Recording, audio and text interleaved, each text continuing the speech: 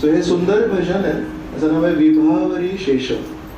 So विभावरी म्हणजे रात्र. So रात्र जेव्हा समाप्त होते आणि सकाळ होतो तेव्हा आपण परमेश्वराचं नामस्मरण करू शकतो. तसंच एका अर्थाने या भजनाचा अर्थ आहे की आपल्या जीवनामध्ये पण जेव्हा अंधार असतो आणि तो अंधार जर आपल्याला समाप्त करायचा असेल तर विभावरी शेष आलोक प्रवेश. आलोक म्हणजे सूर्य. तर श्रीकृष्णांच्या ज्ञानाचा किंवा श्रीकृष्णांच्या संदेशाचा सूर्य जेव्हा आपल्या जीवनात येईल तेव्हा मग अंधकाराची रात्र समाप्त होते. इथून या भजनाची सुरुवात आहे. आपण ते गाऊया. याच्यामध्ये वेगवेगळे श्रीकृष्णांचे नाव आहेत.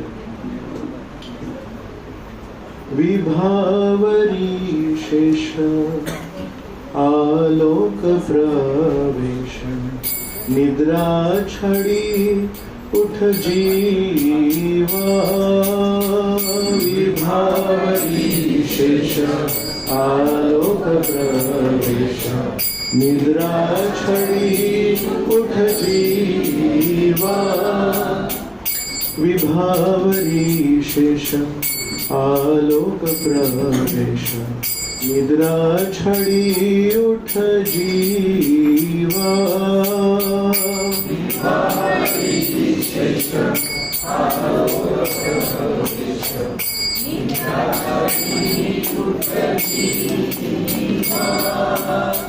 बोलो हरि हरि मुकुंद मुरारी राम कृष्ण हयग्रीवा.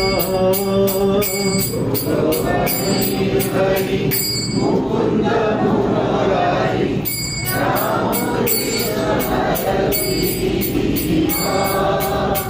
नरसिंह वामन श्री मधुसूदन ब्रजेंद्र नंदन श्यामा.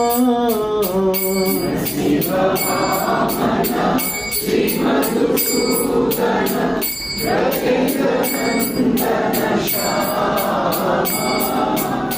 पूतन घातन कैटभ शातन जय दशरथी रामा. पूतन घातन कैटभ शातन जय दशरथी रामा. यशोदूलाल गोविंद गोपाल वृंदावन पुरंदर. यशोदूलाल गोविंद गोपाल वृंदावन पुरंदर. गोपी प्रिया जन राधिका रमण भुवन सुंदर वारा. गोपी प्रिया जन राधिका रमण भुवन सुंदर वारा. रावणानंद कर माखन तस्कर गोपीजन वस्त्रहारी. रावणानंद कर माखन तस्कर गोपीजन वस्त्रहारी. ब्रजेर राखल गोप वृंदापल चित्तहारी वंशीधारी. ब्रजेर राखल गोप वृंदापल चित्तहारी वंशीधारी. योगींद्र वंदन श्रीनंदनंदन ब्रज जन भयहारी. योगींद्र वंदन श्रीनंदनंदन ब्रज जन भयहारी. नवीन नीरद रूप मनोहर मोहन वंशी बिहारी. नवीन नीरद रूप मनोहर मोहन वंशी बिहारी. यशोदनंदन कंसनिसूदन निकुंज रास विलासी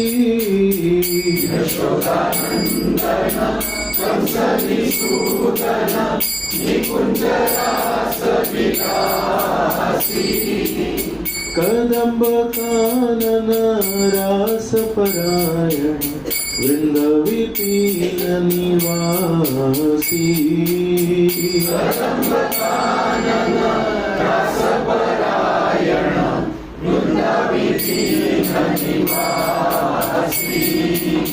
आनंद वर्धन प्रेम निकेतन फूल शरा जो जगकामा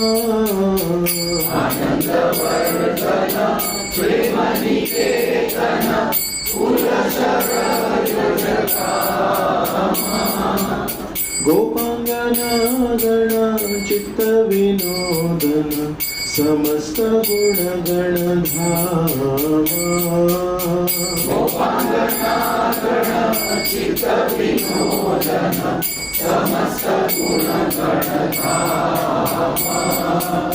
जमुन जीवन केली परायण मानस चंद्र चकोरा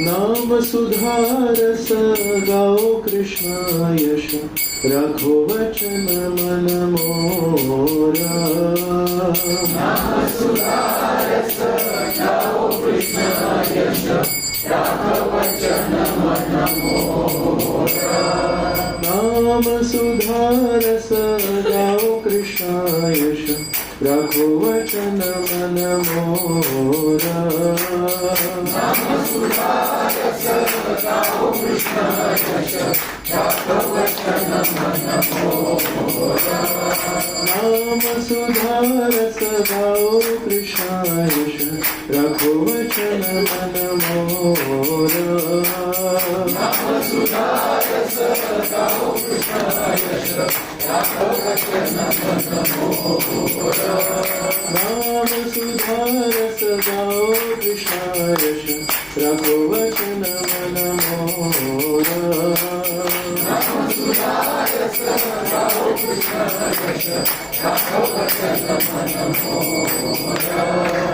विभावरी शेष आलोक प्रवेश निद्रा छड़ी उठ जीवा विभावरी शेष आलोक प्रवेश निद्रा छड़ी उठ जीवा बोलो हरि हरि मुकुंद मुरारी राम कृष्ण हयग्रीवा बोलो हरि हरि मुकुंद मुरारी राम कृष्ण हयग्रीवा. या सर्व श्रीकृष्णांची वेगवेगळी नाव आहेत त्याच्यामध्ये. मग शेवटच्या वेळी नाम सुधारस ही हरिनामाचं जे अमृत आहे गाओ कृष्ण यश याच्यामध्ये एकेका नावामध्ये श्रीकृष्णांनी काय काय केलंय ते आनंदवर्धन प्रेम निकेतन.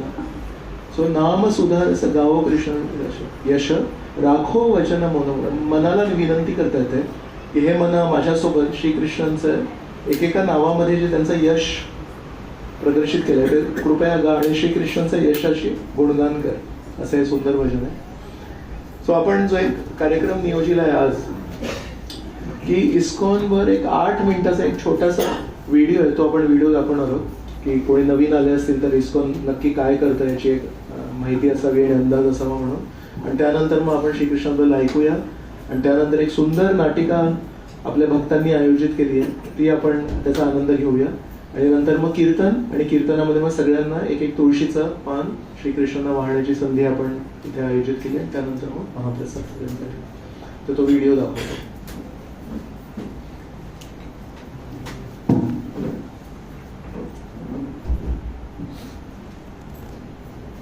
Bluetooth mode.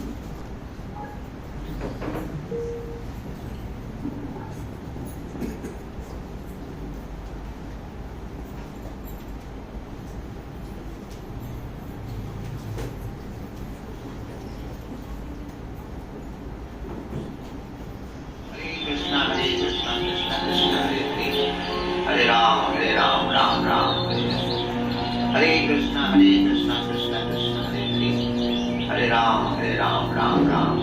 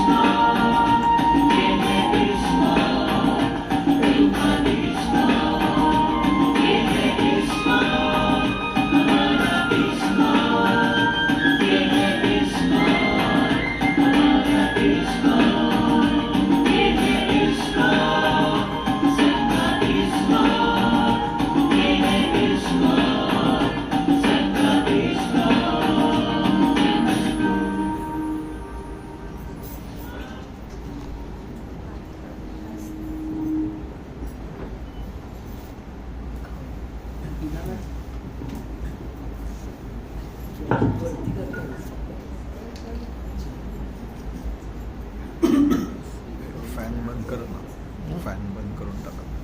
अच्छा, बंदच आहे. नाही टेम्परेचर वाढवतो.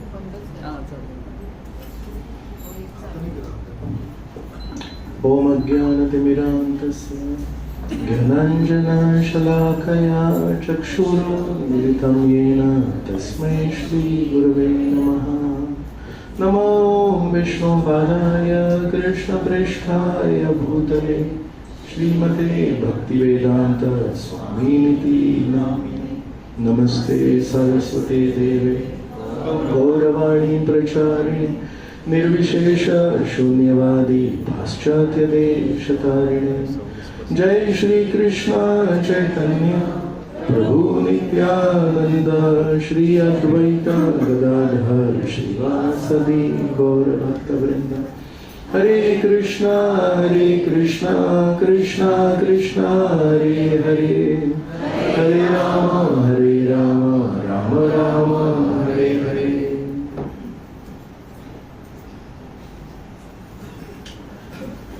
खूप खूप स्वागत. आपण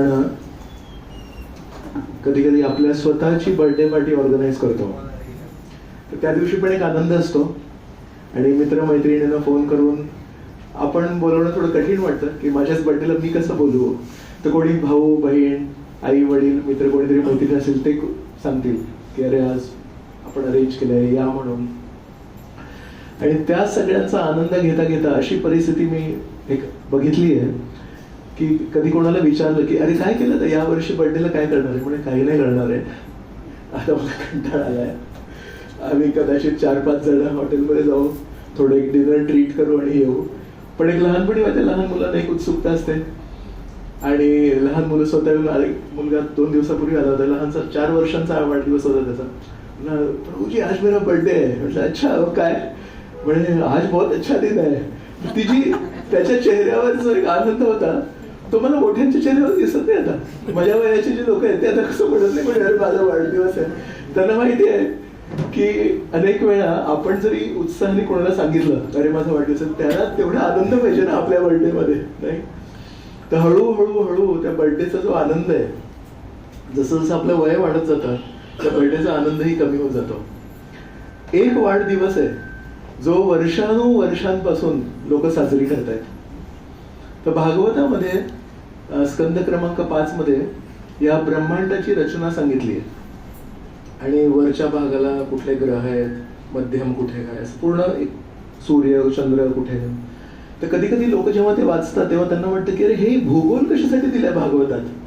तर भूगोल का दिलाय ते सगळं वर्णन करून शुकदेव गोस्वामी हे पण सांगतात की त्या ब्रह्मांडातल्या भागात राहणारे लोक हे परमेश्वराला काय प्रार्थना अर्पण करतात. 5व्या स्कंदामध्ये जो 18वा अध्याय आहे तो फक्त याच्यावर आहे की ब्रह्मांडाच्या या भागातले लोक कसे विष्णू भक्त आहेत आणि ते विष्णूच्या कुठल्या अवताराला प्रार्थना अर्पण करतात आणि त्यांची प्रार्थना काय आहे, आणि या भागात लोक आहेत ते कुठे प्रार्थना अर्पण करतात आणि ते कशा प्रकारे त्यांचे विचार मांडतात. तर आपण ज्या ज्या परिस्थितीत असतो त्या अनुसार आपण आपली प्रार्थना अर्पण करतो. प्रल्हाद आहे, प्रल्हादाच्या जीवनामध्ये एवढ्या अडचणी आल्या पण त्यांनी काय प्रार्थना अर्पण केली. त्यांनी ही प्रार्थना अर्पण नाही केली की माझ्या जीवनात जे दुःख आहेत आणि अडचणी आहेत त्या जाव्यात. त्यांनी प्रार्थना अर्पण केली की जे काही आहे पण तुझं स्मरण नाही व्हायला पाहिजे, स्मरण नाही जायला पाहिजे. तर त्याची विशेष परिस्थिती आहे आणि त्या विशेष परिस्थितीला अनुसरून तो प्रार्थना अर्पण करतो. सारांश जरी एक असेल की परमेश्वराला आठवण करणं, परमेश्वराला एक नातं जोडण्यासाठी आवाहन करणं, पण त्याच्यामध्ये पण एक वैयक्तिक फ्लेवर असतो. सो प्रत्येक भक्ताच्या जर तुम्ही एक एक प्रार्थना बघितल्या, ओव्हरऑल इट विल बी की परमेश्वरा मला कृपा दे, मला नेहमी तुझ्या जवळ ठेव, पण काय शब्दांमध्ये तो मांडतोय ते विशेष असणार. तसं शुकदेव गोस्वामी पूर्ण ब्रह्मांडाचं वर्णन करता करता हे सांगतात हे कसं आहे, त्याला एक वेगळा फ्लेवर असतो की हे लोक कशी प्रार्थना करतात, हे कसे लोक प्रार्थना अर्पण करतात. त्याच्यामुळे भागवतामध्ये जरी भूगोल एका दृष्टीने दिसत असेल पण त्या भूगोल माहितीच्या पाठीमागे एक खूप सुंदर गोड भावना आहे की फक्त पृथ्वीवर नाही चालू आहे जन्माष्टमी, फक्त स्वर्गलोकात नाही चालू आहे जन्माष्टमी, आणि फक्त पाताळ लोकात नाही चालू आहे जन्माष्टमी. अनेक अनेक वृत्तीचे लोक, अनेक अनेक परिस्थितीमध्ये फसणारे लोक वेगवेगळ्या दृष्टिकोनाने का होईना पण त्या एकाच परमेश्वराला प्रार्थना करतात. तर कोणी नरसिंहाला प्रार्थना करतात, कोणी आज आता आपण ते भजन गायलं त्याच्यामध्ये राम कृष्ण हयग्रीव यशोदा दुलाल नंद नंदन, हे सगळे वेगवेगळे नाव आहेत, एकेका नात्याला ते दर्शवतात.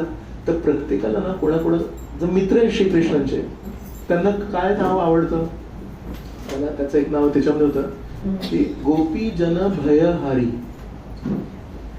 की वृंदावनामध्ये कधी कोणी राक्षस आला तर त्या मित्रांना पण त्याची भीती वाटते. तर मग ब्रजजन गोपीजन ब्रजजन भयहारी, की त्यांच्या जीवनामध्ये जर भीती असेल तर त्या भीतीला ते नाश करतात. आणि गोपिका आहे तर गोपिका कुठल्या नावाला नेहमी लक्षात ठेवतील, म्हणजे राधानाथ, राधा वल्लभ, गोपीजन वल्लभ. यशोदामाई कुठल्या नावाला लक्षात ठेवतील, माखन चोर. त्यांच्याकडे रोज तक्रार येत असतात तर ते त्यांना विसरू शकत नाही. सो बेसिकली आपण आजपर्यंत कितीतरी बर्थडे पार्टी अटेंड केली असेल आणि कदाचित तुम्ही कुठल्या तरी मोठ्या सेलिब्रिटीची पण बर्थडे पार्टी अटेंड केली असेल. आता ते सेलिब्रिटी मुंबईचे सेलिब्रिटी होते, महाराष्ट्राच्या लेवलवरचे सेलिब्रिटी होते, भारताच्या लेवलवरचे सेलिब्रिटी होते, कुठल्या लेवलचे सेलिब्रिटी कधी कोणी अटेंड केले असं की पूर्ण शहरामध्ये ज्यांचं नाव गाजलेलं आहे त्यांची बर्थडे पार्टी मी अटेंड केली आहे. सो एक व्यक्ती मान डोलावतोय, कधी कोणी म्हणेल महाराष्ट्र स्तरावर रोजी मराठमोळा जो चेहरा आहे त्याची बर्थडे पार्टी मी अटेंड केली. कधी कोणी म्हणेल राष्ट्रीय स्तरावर आपल्या भारत स्तरावर मी अटेंड केली आहे. पण तुमच्यातून कोणी ब्रह्मांड स्तरावर कुठली बर्थडे पार्टी अटेंड केली आहे का? So today is that day. So just in case तुम्हाला हे माहिती नसेल की आपण कुठे आलो, तुम्हाला वाटत असेल तोच शुक्रवार आणि त्या शुक्रवारचा आपला तो गीतावरचा कार्यक्रम आणि स्पीकर पण तोच आणि आयोजक पण तोच. मग आता काय बदललंय? खूप मोठी गोष्ट बदलली आहे की बाकीच्या वेळेस आपण जी चर्चा करतो ती श्रीकृष्णांबद्दल असते, श्रीकृष्णांच्या शिकवणींवर असते, आणि आज जे आपण विचार करतो ते त्या वक्त्याबद्दल बोलणार आहोत. तर म्हणून जे जे लोक आजच्या या जन्माष्टमी कार्यक्रमाला इथपर्यंत आले, तुम्हाला ही जाणीव करून देणं हे माझं कर्तव्य आहे की तुम्ही खूप मोठ्या एका कार्यक्रमामध्ये भाग घेत आहे. आणि सोमवारी तिथीच्या दिवशी विशेष पूर्ण ब्रह्मांडामध्ये दृश्य आणि अदृश्य रूपात किती मोठा आनंद सोहळा साजरी होणार आहे ते तुम्हाला माहिती नाहीये. तर म्हणून आपापल्या घरी किती लोक घरी जन्माष्टमी साजरी करतात. सो हे आपण हात वर करतोय दिसतायत राईट, पण वरच्या ग्रहांवर पण करतात. अनेक देवी देवता आहेत ते ग्रहण करतात. श्रीकृष्ण जेव्हा देवकी मातेच्या गर्भात होते तेव्हा सर्व देवी देवता वसुदेव आणि देवकीच्या त्या तुरुंगात आपण कधी जात नाही, पण सर्व देवी देवता तुरुंगात जाऊन देवकी मातेच्या पोटात असलेल्या श्रीकृष्णांना प्रार्थना अर्पण करतात. तर आपला स्वर्ग सोडून इथे येऊन श्रीकृष्णांना त्या कारागृहामध्ये तुरुंगात जाऊन प्रार्थना अर्पण करणारे देवी देवता आपल्याला एक सांगतायत की जिथे श्रीकृष्ण आहेत तिथे तो तुरुंग नाही. उलट आपल्याला जे येत असं वाटतं की आपण एका मोकळ्या जगात फिरतोय, इथे तुरुंगवास आहे. आपल्यावर बऱ्याच नियमांचा तुरुंगवास आहे. जन्म मृत्यू जरा व्याधी हा तुरुंग आहे. आणि या तुरुंगातून जर मुक्त व्हायचं असेल तर श्रीकृष्णाचं नामस्मरण करायला लागेल, श्रीकृष्णांची शरण घ्यायला लागेल. म्हणून देवी देवता म्हणतात अरे तुम्हाला तुरुंग वाटतो, देवकी आणि वसुदेव तुरुंगात नाहीच आहेत. ते श्रीकृष्ण त्या तुरुंगातून छोट्याशा तुरुंगात जेव्हा आले, देवकी आणि वसुदेवकडे जेव्हा जन्म घेतला तेव्हा पुढे काय झालं? जन्म घेता श्रीकृष्ण म्हणतात मला तुम्ही आता गोकुळामध्ये स्थानांतरित करा. आणि तेव्हा वसुदेवने काय केलं? वसुदेवाने हा प्रश्न नाही विचारला अरे पण माझ्या हातात तर बेड्या आहेत, माझ्या पायांना तर साखळ्या लागल्यात आणि दरवाजे तर बंद आहेत, आपण तुरुंगात आहोत, तुला लक्ष नाही वाटतं, आणि बाहेर कितीतरी शिपाई आहेत उभे. वसुदेवाने काय केलं? वसुदेवाने जसं त्याला सांगितलं की मला घेऊन जा, वसुदेवाने बाळाला उचललं आणि चालायलाच लागले ते. आणि चालता चालता जसं जसं पाऊल घेतले तशा हातातल्या बेड्या सुटल्या, पायातल्या साखळ्या तुटल्या, दरवाजे उघडले, शिपाई झोपी गेले आणि वसुदेव त्या बाळाला एक क्षण न थांबता, एक पाऊल मागे न घेता आत्मविश्वासाने पाऊल पुढे पुढे घेत यमुने नदीपर्यंत पोहोचले. मग तिथे काय झालं? तर यमुना नदी अशी बाजूला सरली आणि त्याच्यावरून मग पाऊस आला.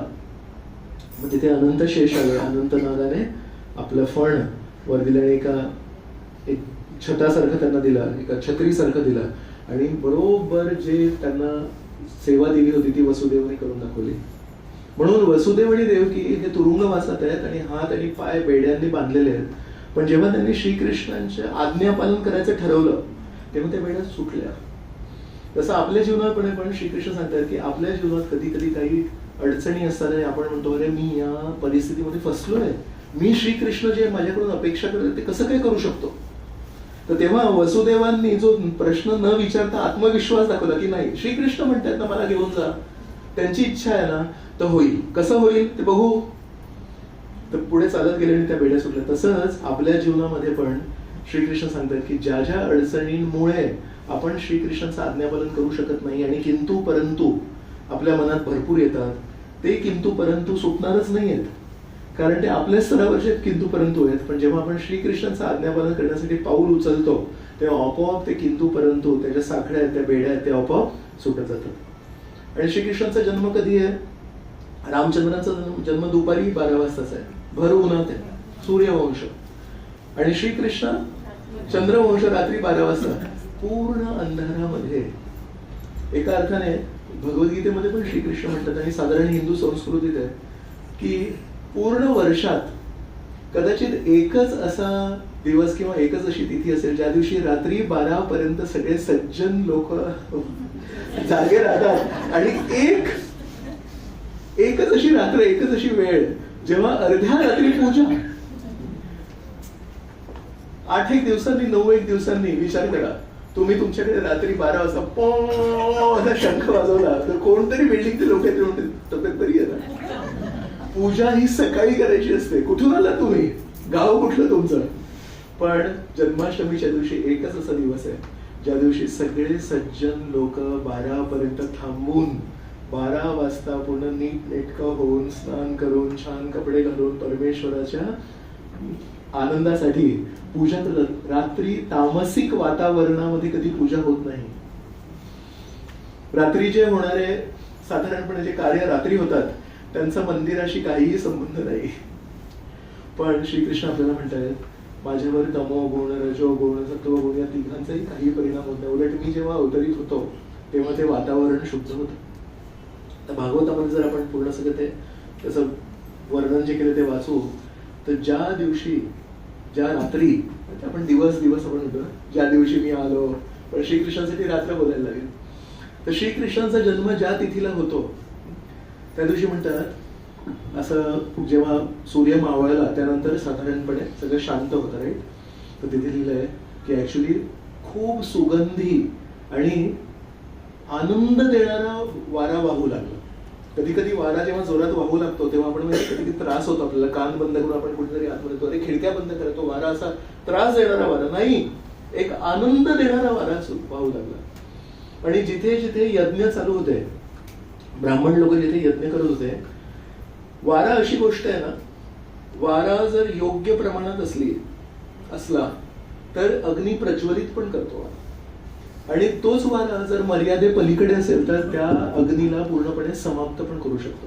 तर त्या दिवशी इतका वारा वाहत होता की शरीराला जेव्हा स्पर्श होत होता तेव्हा खूप आनंद होत होता. आणि जिथे जिथे यज्ञकुंडामध्ये अग्नी लागली होती ती अग्नी अजून प्रज्वलित होत होती. ब्राह्मणांना पण एक प्रसन्न वातावरण इथे वाटलं की अरे वा खूप छान, काहीतरी छान घटना घडणार आहे. पण छान घटना दिवसा घडते. काय ते सुंदर वचन आहे गीत रामायणामध्ये, राम जन्मला बाई राम जन्मला. पण ते सगळे जे शुभ वातावरण म्हणजे दुपारी 12च आहे. रात्री 12 वाजता कधीही शुभ वातावरण होत नाही. साधारण रामायणामध्ये पहिल्या वेळेस जेव्हा रामचंद्रांना घेऊन जातात विश्वामित्र मुनी, कुठे घेऊन जातात?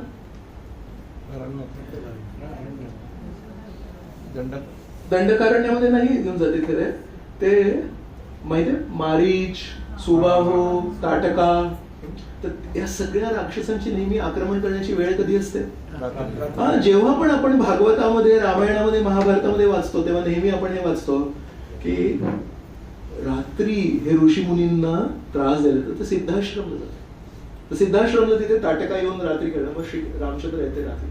सो म्हणून राक्षसांचा हल्ला हा नेहमी रात्री होतो आणि साधू ऋषी मुनी यांचा नेहमी दिवसा सगळं त्यांची चर्चा किंवा त्यांचं चालणं, प्रवास वगैरे. फक्त जन्माष्टमीची एक अशी रात्र आहे जेव्हा श्रीकृष्ण परमेश्वर त्यांनी आपल्याला त्याच्यातून दर्शवत आहेत की तुमच्या जीवनात जरी आपण म्हणतो ना, माझ्या जीवनामध्ये थोडं सध्या आता काळी रात्र चालू आहे, सगळं काही विचित्र चालू आहे, सगळं माझ्या मनाच्या विरुद्ध चालू आहे. तर श्रीकृष्ण म्हणतात मी जर त्या काळा रात्रीमध्ये पण जरी आलो तर राक्षसांचा प्रभाव तर दूर असू द्या, पण ऍक्च्युली यज्ञ विधी बाकी सर्व खूप प्रसन्न. कमळ हे त्या दिवशी कमळाचा एक गुण आहे. रामचंद्रांना जेव्हा विश्वामित्र मुनी घेऊन गेले तेव्हा त्या दिवशी रात्री तामसा नदीच्या काठावर झोपले, पहिल्या रात्री जेव्हा घेऊन गेले त्यांना अयोध्येतून. आणि मग दुसऱ्या दिवशी जेव्हा पहाट होते तेव्हा विश्वामित्र मुनी एक वाक्य म्हणतात, ते बघा खूप फेमस आहे. काय म्हणतात? उत्तिष्ठ नरशार्दूल. ठीक आहे, रामायणामध्ये आपण न जाता भागवतामध्येच येऊ. पण बेसिकली तेव्हा रामचंद्रांना विनंती करतात, अरे रामचंद्र हे बघ आता ना सूर्य उगवणार आहे, तर म्हणून तू उठ आता, उत्तिष्ठ नरशार्दूल. आणि तेव्हा म्हणतात की रामम राजीव लोचनम. तर रामम राजीव लोचनम का म्हणतात? कारण राजीव म्हणजे कमळ. तर राजीव लोचन म्हणजे अरे तुझे डोळे आहेत ना हे कमळासारखे. तर दशरथ महाराजांचं म्हणणं आहे, ते जेव्हा विश्वामित्र मुनी त्यांना सांगतात की मला रामचंद्राने म्हणतो रामम राजीव लोचनम, तर म्हणतात हा आहे ना कमळाचं फूल सूर्यास्त झाल्यावर बंद होतं आणि कमळाचं फूल जेव्हा सूर्योदय होतो तेव्हा फुलतं. हा कमळाचा एक. तर जेव्हा दशरथ महाराजांना विश्वामित्र मुनी विनंती करतात की रामचंद्रांना मला द्या, तेव्हा दशरथ महाराज राजीव लोचन का म्हणतात? तर त्यांना म्हणतात जसा सूर्य मावळला तर हा झोपी जातो. 7 वर्षांचं वय होतं तेव्हा रामचंद्राचं. तर म्हणतात हा झोपी जातो, यांना तू राक्षसांना मारण्यासाठी कशासाठी घेऊन मी येतो तुझ्यासोबत. पण ते म्हणतात मला रामचंद्रच पाहिजे. तेव्हा रामम राजीव लोचनम. आणि इथे पण राजीव लोचनम काय आहे? तर म्हणतात अरे आता सकाळ झाली, पहाट झाली, आता सूर्योदय होईल, तर तुझ्या डोळ्यांचे जे कमळ आहेत ते पण आता जागे कर म्हणून. तर कमळाचा एक गुण आहे की सूर्य असताना कमळ फुलतो आणि सूर्य नसताना तो मावळतो किंवा बंद होतो. पण श्रीकृष्ण जेव्हा या जगात आले, जरी ती अर्धी रात्र होती 12ची, पण सगळे कमळाची फुलं फुलले होते छान. तर बेसिकली हे सगळे ऋषीमुनी बघत होते आज काहीतरी विशेष आहे. असा हा छान आल्हाद देणारा वारा, हे कमळ सगळे फुललेली आहेत, अग्नी आमची खूप छान अशी प्रज्वलित होते, नुकसान करणारी प्रज्वलित नाही होते, ती छान प्रज्वलित होते. अशा वातावरणामध्ये श्रीकृष्ण आपल्या सर्वांना सांगतात जरी आपल्या जीवनामध्ये अंधार असेल, जरी आपल्या जीवनामध्ये तमोगुणी वातावरण असेल, जरी आपल्या जीवनामध्ये अनेक बेड्या असतील, अडचणी असतील, पण त्या सर्व परिस्थितीमध्ये जर आपण श्रीकृष्णांना आपल्या जीवनामध्ये स्वागत करू शकलो तर श्रीकृष्ण त्या सर्व परिस्थितीला मात करण्यासाठी आपल्याला मदत करायला पूर्णपणे तयार आहेत. तर हे संदेश आपल्याला जर ऐकायचा असेल तर त्यासाठी जन्माष्टमीमध्ये भाग घ्यायला लागतो. तो जन्माष्टमी एक इव्हेंट, एक घटना आहे, पण जन्माष्टमी एक महत्वाची एक संदेश पण आहे की जन्माष्टमी म्हणून श्रीकृष्ण आपल्याला नक्की काय द्यायचं. सो एका अर्थाने आपलं जे जीवन आहे, आपलं सध्या काय जीवन चाललंय, एक साधारण मनुष्य समाज आहे. इंद्रिय अरे नवीन नवीन काहीतरी खायला पाहिजे, नवीन नवीन काहीतरी बघायला पाहिजे, नवीन नवीन काहीतरी चव घ्यायला पाहिजे, आणि जन्माष्टमीच्या दिवशी उपवास असतो. तर श्रीकृष्ण अर्ध्या रात्री येऊन आपल्याला सांगतायत की तुमचं जीवन मी शुभ करायला तयार आहे, पण त्याची किंमत पण आहे. रामचंद्र दुपारी येत आहेत, म्हणून रामचंद्रांचा रामनवमीचा जो उपवास आहे तो कधीपर्यंत आहे? तर दुपारी 12 पर्यंतच असतो. पण जन्माष्टमीला जर अंधारामध्ये तुम्हाला शुभ पाहिजे असेल, सर्व बेड्या जर तोडायच्या असतील जीवनातल्या, तर श्रीकृष्णांना आपल्याला जीवनामध्ये स्वागत करायचं. पण श्रीकृष्णांना जीवनात स्वागत करायचं असेल तर रात्री 12 पर्यंत उपवास करायला पाहिजे. सो तशा प्रकारचा जर आश्रय पाहिजे असेल श्रीकृष्णांकडून, तर थोडी किंमत पण श्रीकृष्ण थोडी जास्ती मागतात की रात्री 12 पर्यंत उपवास करायचा आहे. तर एकदा साल आमच्या मंदिरामध्ये उपवास होता जन्माष्टमीचा, आणि आम्ही सगळे उपवास करतोय. पण जन्माष्टमीच्या दिवशी श्रीकृष्णांचा वाढदिवस आहे, त्या दिवशी श्रीकृष्णांचा उपवास असणार का? ज्याचा वाढदिवस आहे त्याचा उपवास असतो. तर श्रीकृष्णांसाठी खूप चांगली मिठाई वगैरे बनवत होते, आणि आम्ही सगळे मंदिरात बघतोय अजून या सगळ्यात मोठा उत्सव इस्कॉन मध्ये आहे, तो आहे जन्माष्टमी. तर त्या दिवशी किती मिठाई बनवायची विचार करा, आणि ती सगळी छान बनवतायत, तळतायत आणि श्रीकृष्णांना अर्पण करतायत. आणि ते सगळं बघणारे लोक कोण आहेत? आम्ही सगळे उपवास करणार आहे. आणि ते सगळा महाप्रसाद आमच्या डोळ्यासमोर असं तिथे स्टॉक करून ठेवला होता. मग आमच्यातले काही भक्त म्हणत होते, थोडं जास्तीच लांबतंय, जन्माष्टमी थोडी अशी लांबते वाटतं. आणि सगळ्यांना एक इच्छा होती, अरे कधी खायला मिळेल, कधी खायला मिळेल. तुमच्यातून कधी कोणी जन्माष्टमीचा पूर्ण दिवस उपवास केलाय सकाळपासून? ओके, ठीक. सो ज्यांनी उपवास केला त्यांना त्याचा एक प्रश्न विचारतो की दुसऱ्या दिवशी जेव्हा आपल्याला मुभा आहे की आपण काही महाप्रसाद खाऊ शकतो, तर त्यासाठी भूक राहते का पोटात? कधी आपल्या जेवणाची जर वेळ असेल, दुपारी 12:30-1ला आपण जेवण करतो आणि कधी कुठल्या कार्यक्रमामध्ये बसलोय आपण आणि 2-2:30 वाजले समजा, तर किती लोकांचा अनुभव आहे की रोजची जेवणाची वेळ जर निघून गेली, सकाळपासून काही खाल्लं नसेल, तर ऍक्च्युअली जास्ती भूक राहत नाही, बरोबर? तर म्हणून दुसऱ्या दिवशी जेव्हा तो सगळा महाप्रसाद मिळाला, तर सगळ्या भक्तांची अशी मनामध्ये एक स्वतःला पूर्वीच्या दिवशी एक आश्वासन देत होतं की आज उपवास आहे पण उद्या मजा आहे, उद्या श्रीकृष्णांचा महाप्रसाद सगळ्यांना मिळणार आहे. पण दुसऱ्या दिवशी जेव्हा तो महाप्रसाद समोर आला आणि खायचा जेव्हा प्रयत्न केला, तेव्हा ते केलं नाही जास्ती.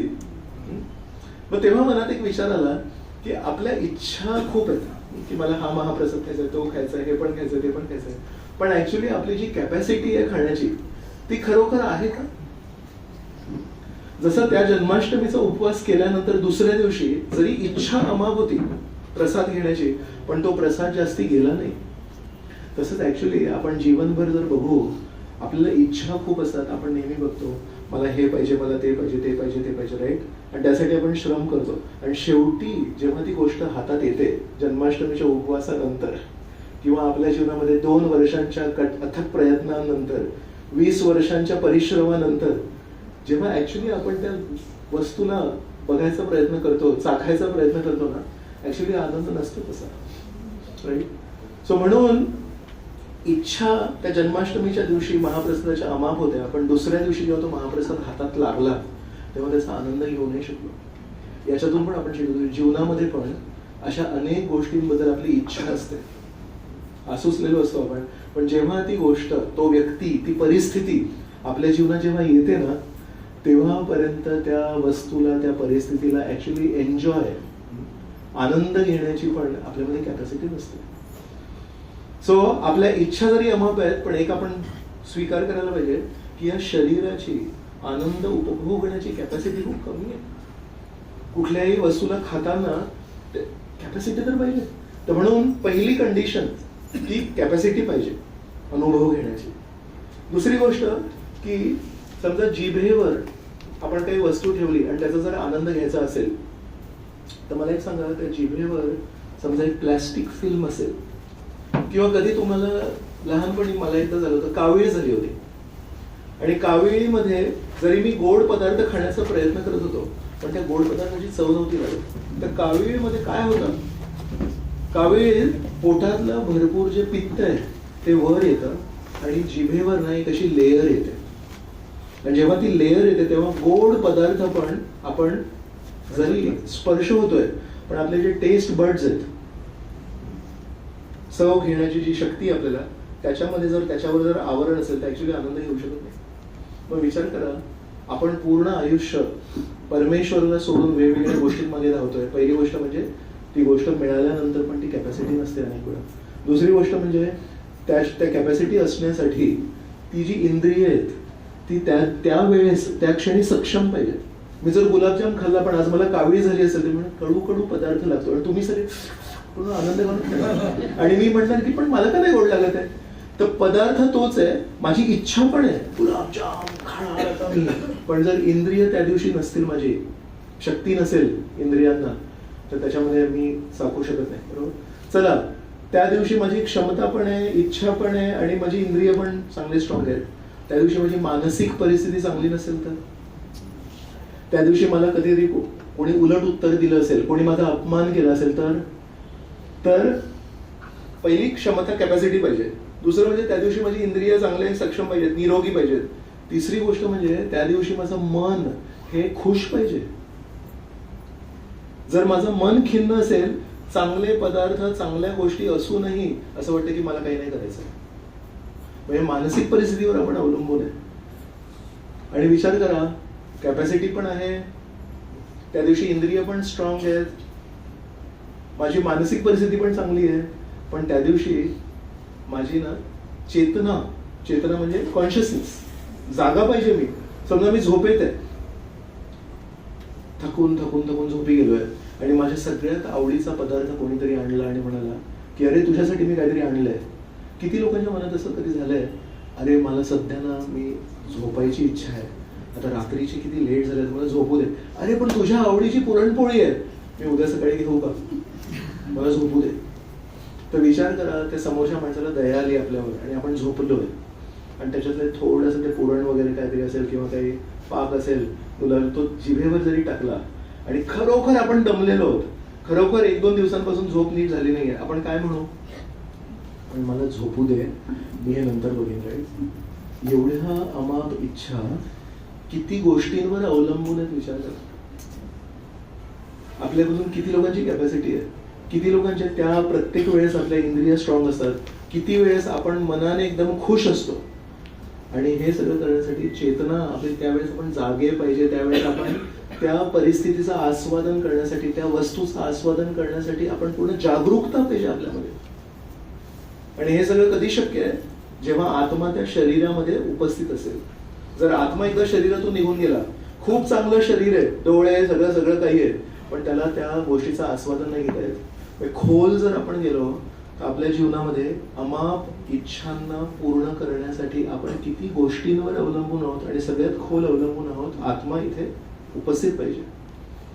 जर शरीरात आत्माच नाही आहे तर तो काय चव घेणार आहे.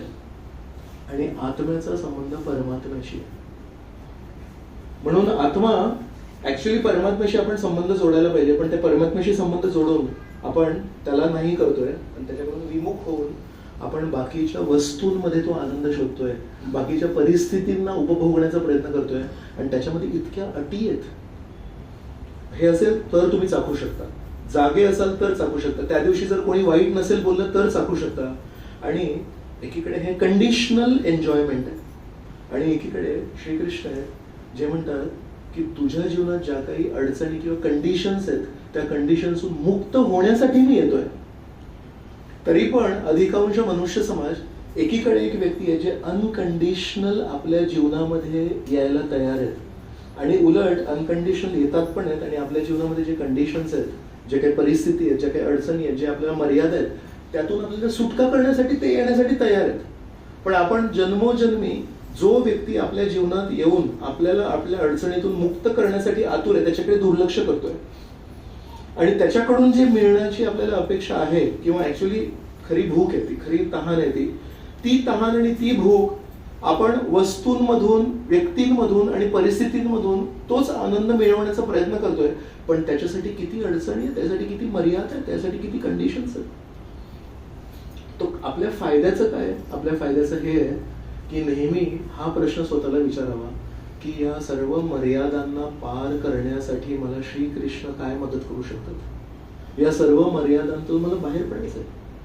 मला अमर्यादित आनंद पाहिजे, मला अमर्यादित प्रेम पाहिजे, मला अमर्यादित नाती पाहिजेत. पण ती नाती कोण देऊ शकतं, एक मर्यादित व्यक्ती नाही देऊ शकत. मग अमर्यादित प्रेम आणि अमर्यादित जर आनंद पाहिजे असेल तर त्यासाठी अमर्यादित स्रोत पण तर पाहिजे. तर म्हणून श्रीकृष्णांशी जेव्हा नातं जोडतो तेव्हा आपल्याला अमर्यादित प्रेम मिळू शकतं, आपल्याला अमर्यादित आनंद मिळू शकतो. पण जेव्हा आपण श्रीकृष्णांना नाकारून या जगातल्या वस्तूंमध्ये आनंद शोधतो त्याला मर्यादा आहेत, त्याला अडचणी आहेत आणि so many conditions on which we are dependent. तर म्हणून भगवद्गीतेमध्ये श्रीकृष्ण प्राथमिक आपल्याला जी पहिली शिकवण देतात, म्हणतात मात्रा स्पर्शास्तु कौंतेय शीतोष्ण सुख दुःखदा आगमापायिनो अनित्यस ताम सितिक्षस्व भारत. पहिली शिकवण काय देतात, आयुष्यभर मनाने काय केलं, आपल्या मनाचे 2 स्वभाव आहेत, संकल्प आणि विकल्प. संकल्प म्हणजे तो विचार करतो आजपासून मी असं असं करेन आणि जेव्हा ती गोष्ट किंवा तो दृष्टिकोन काम नाही करत अपेक्षेप्रमाणे नाही होत काही, मग तो विकल्प सोडून देतो. अरे आजपासून हे नाही करणार. लहानपणापासून किती वेळा आपण संकल्प केलेत आणि किती वेळा ते विकल्प केलेत, आणि जेव्हा तो विकल्प होतो मग दुसरा संकल्प, 2 दिवसांनी तो विकल्प, तिसरा संकल्प. ऍक्च्युली जीवनाचं जर आपण एक व्याख्या करायचा प्रयत्न केला तर एक व्याख्या ही पण आहे, सिरीज ऑफ संकल्प विकल्प फॉलोड बाय अनदर संकल्प विकल्प फॉलोड बाय अनदर संकल्प विकल्प, राईट. सो म्हणून श्रीकृष्ण प्राथमिक एक शिकवण काय देत आहे, हे चांगलं आहे हे मी करणार, हे मला आवडत नाही हे मी नाही करणार, हे मला खूप छान वाटतंय म्हणून मी हे करणार, याच्यातून मला काही आनंद मिळाला नाही म्हणून मी याला त्यागणार. हे संकल्प विकल्प यातून बाहेर पडून श्रीकृष्ण आपल्याला म्हणतायत जे काही जीवनामध्ये होत आहे त्याला सहन करायला शिक. का बरं? कारण जेव्हापर्यंत आपण हे संकल्प विकल्पातून बाहेर येणार नाही तेव्हापर्यंत खरा संकल्प जो करायचा आहे की आजपासून मर्यादित गोष्टींवर मी अवलंबून नाही राहणार, अमर्यादित व्यक्तीकडे वळणार आणि त्याच्याशी नातं जोडण्याचा प्रयत्न, हा मुख्य संकल्प होत नाही.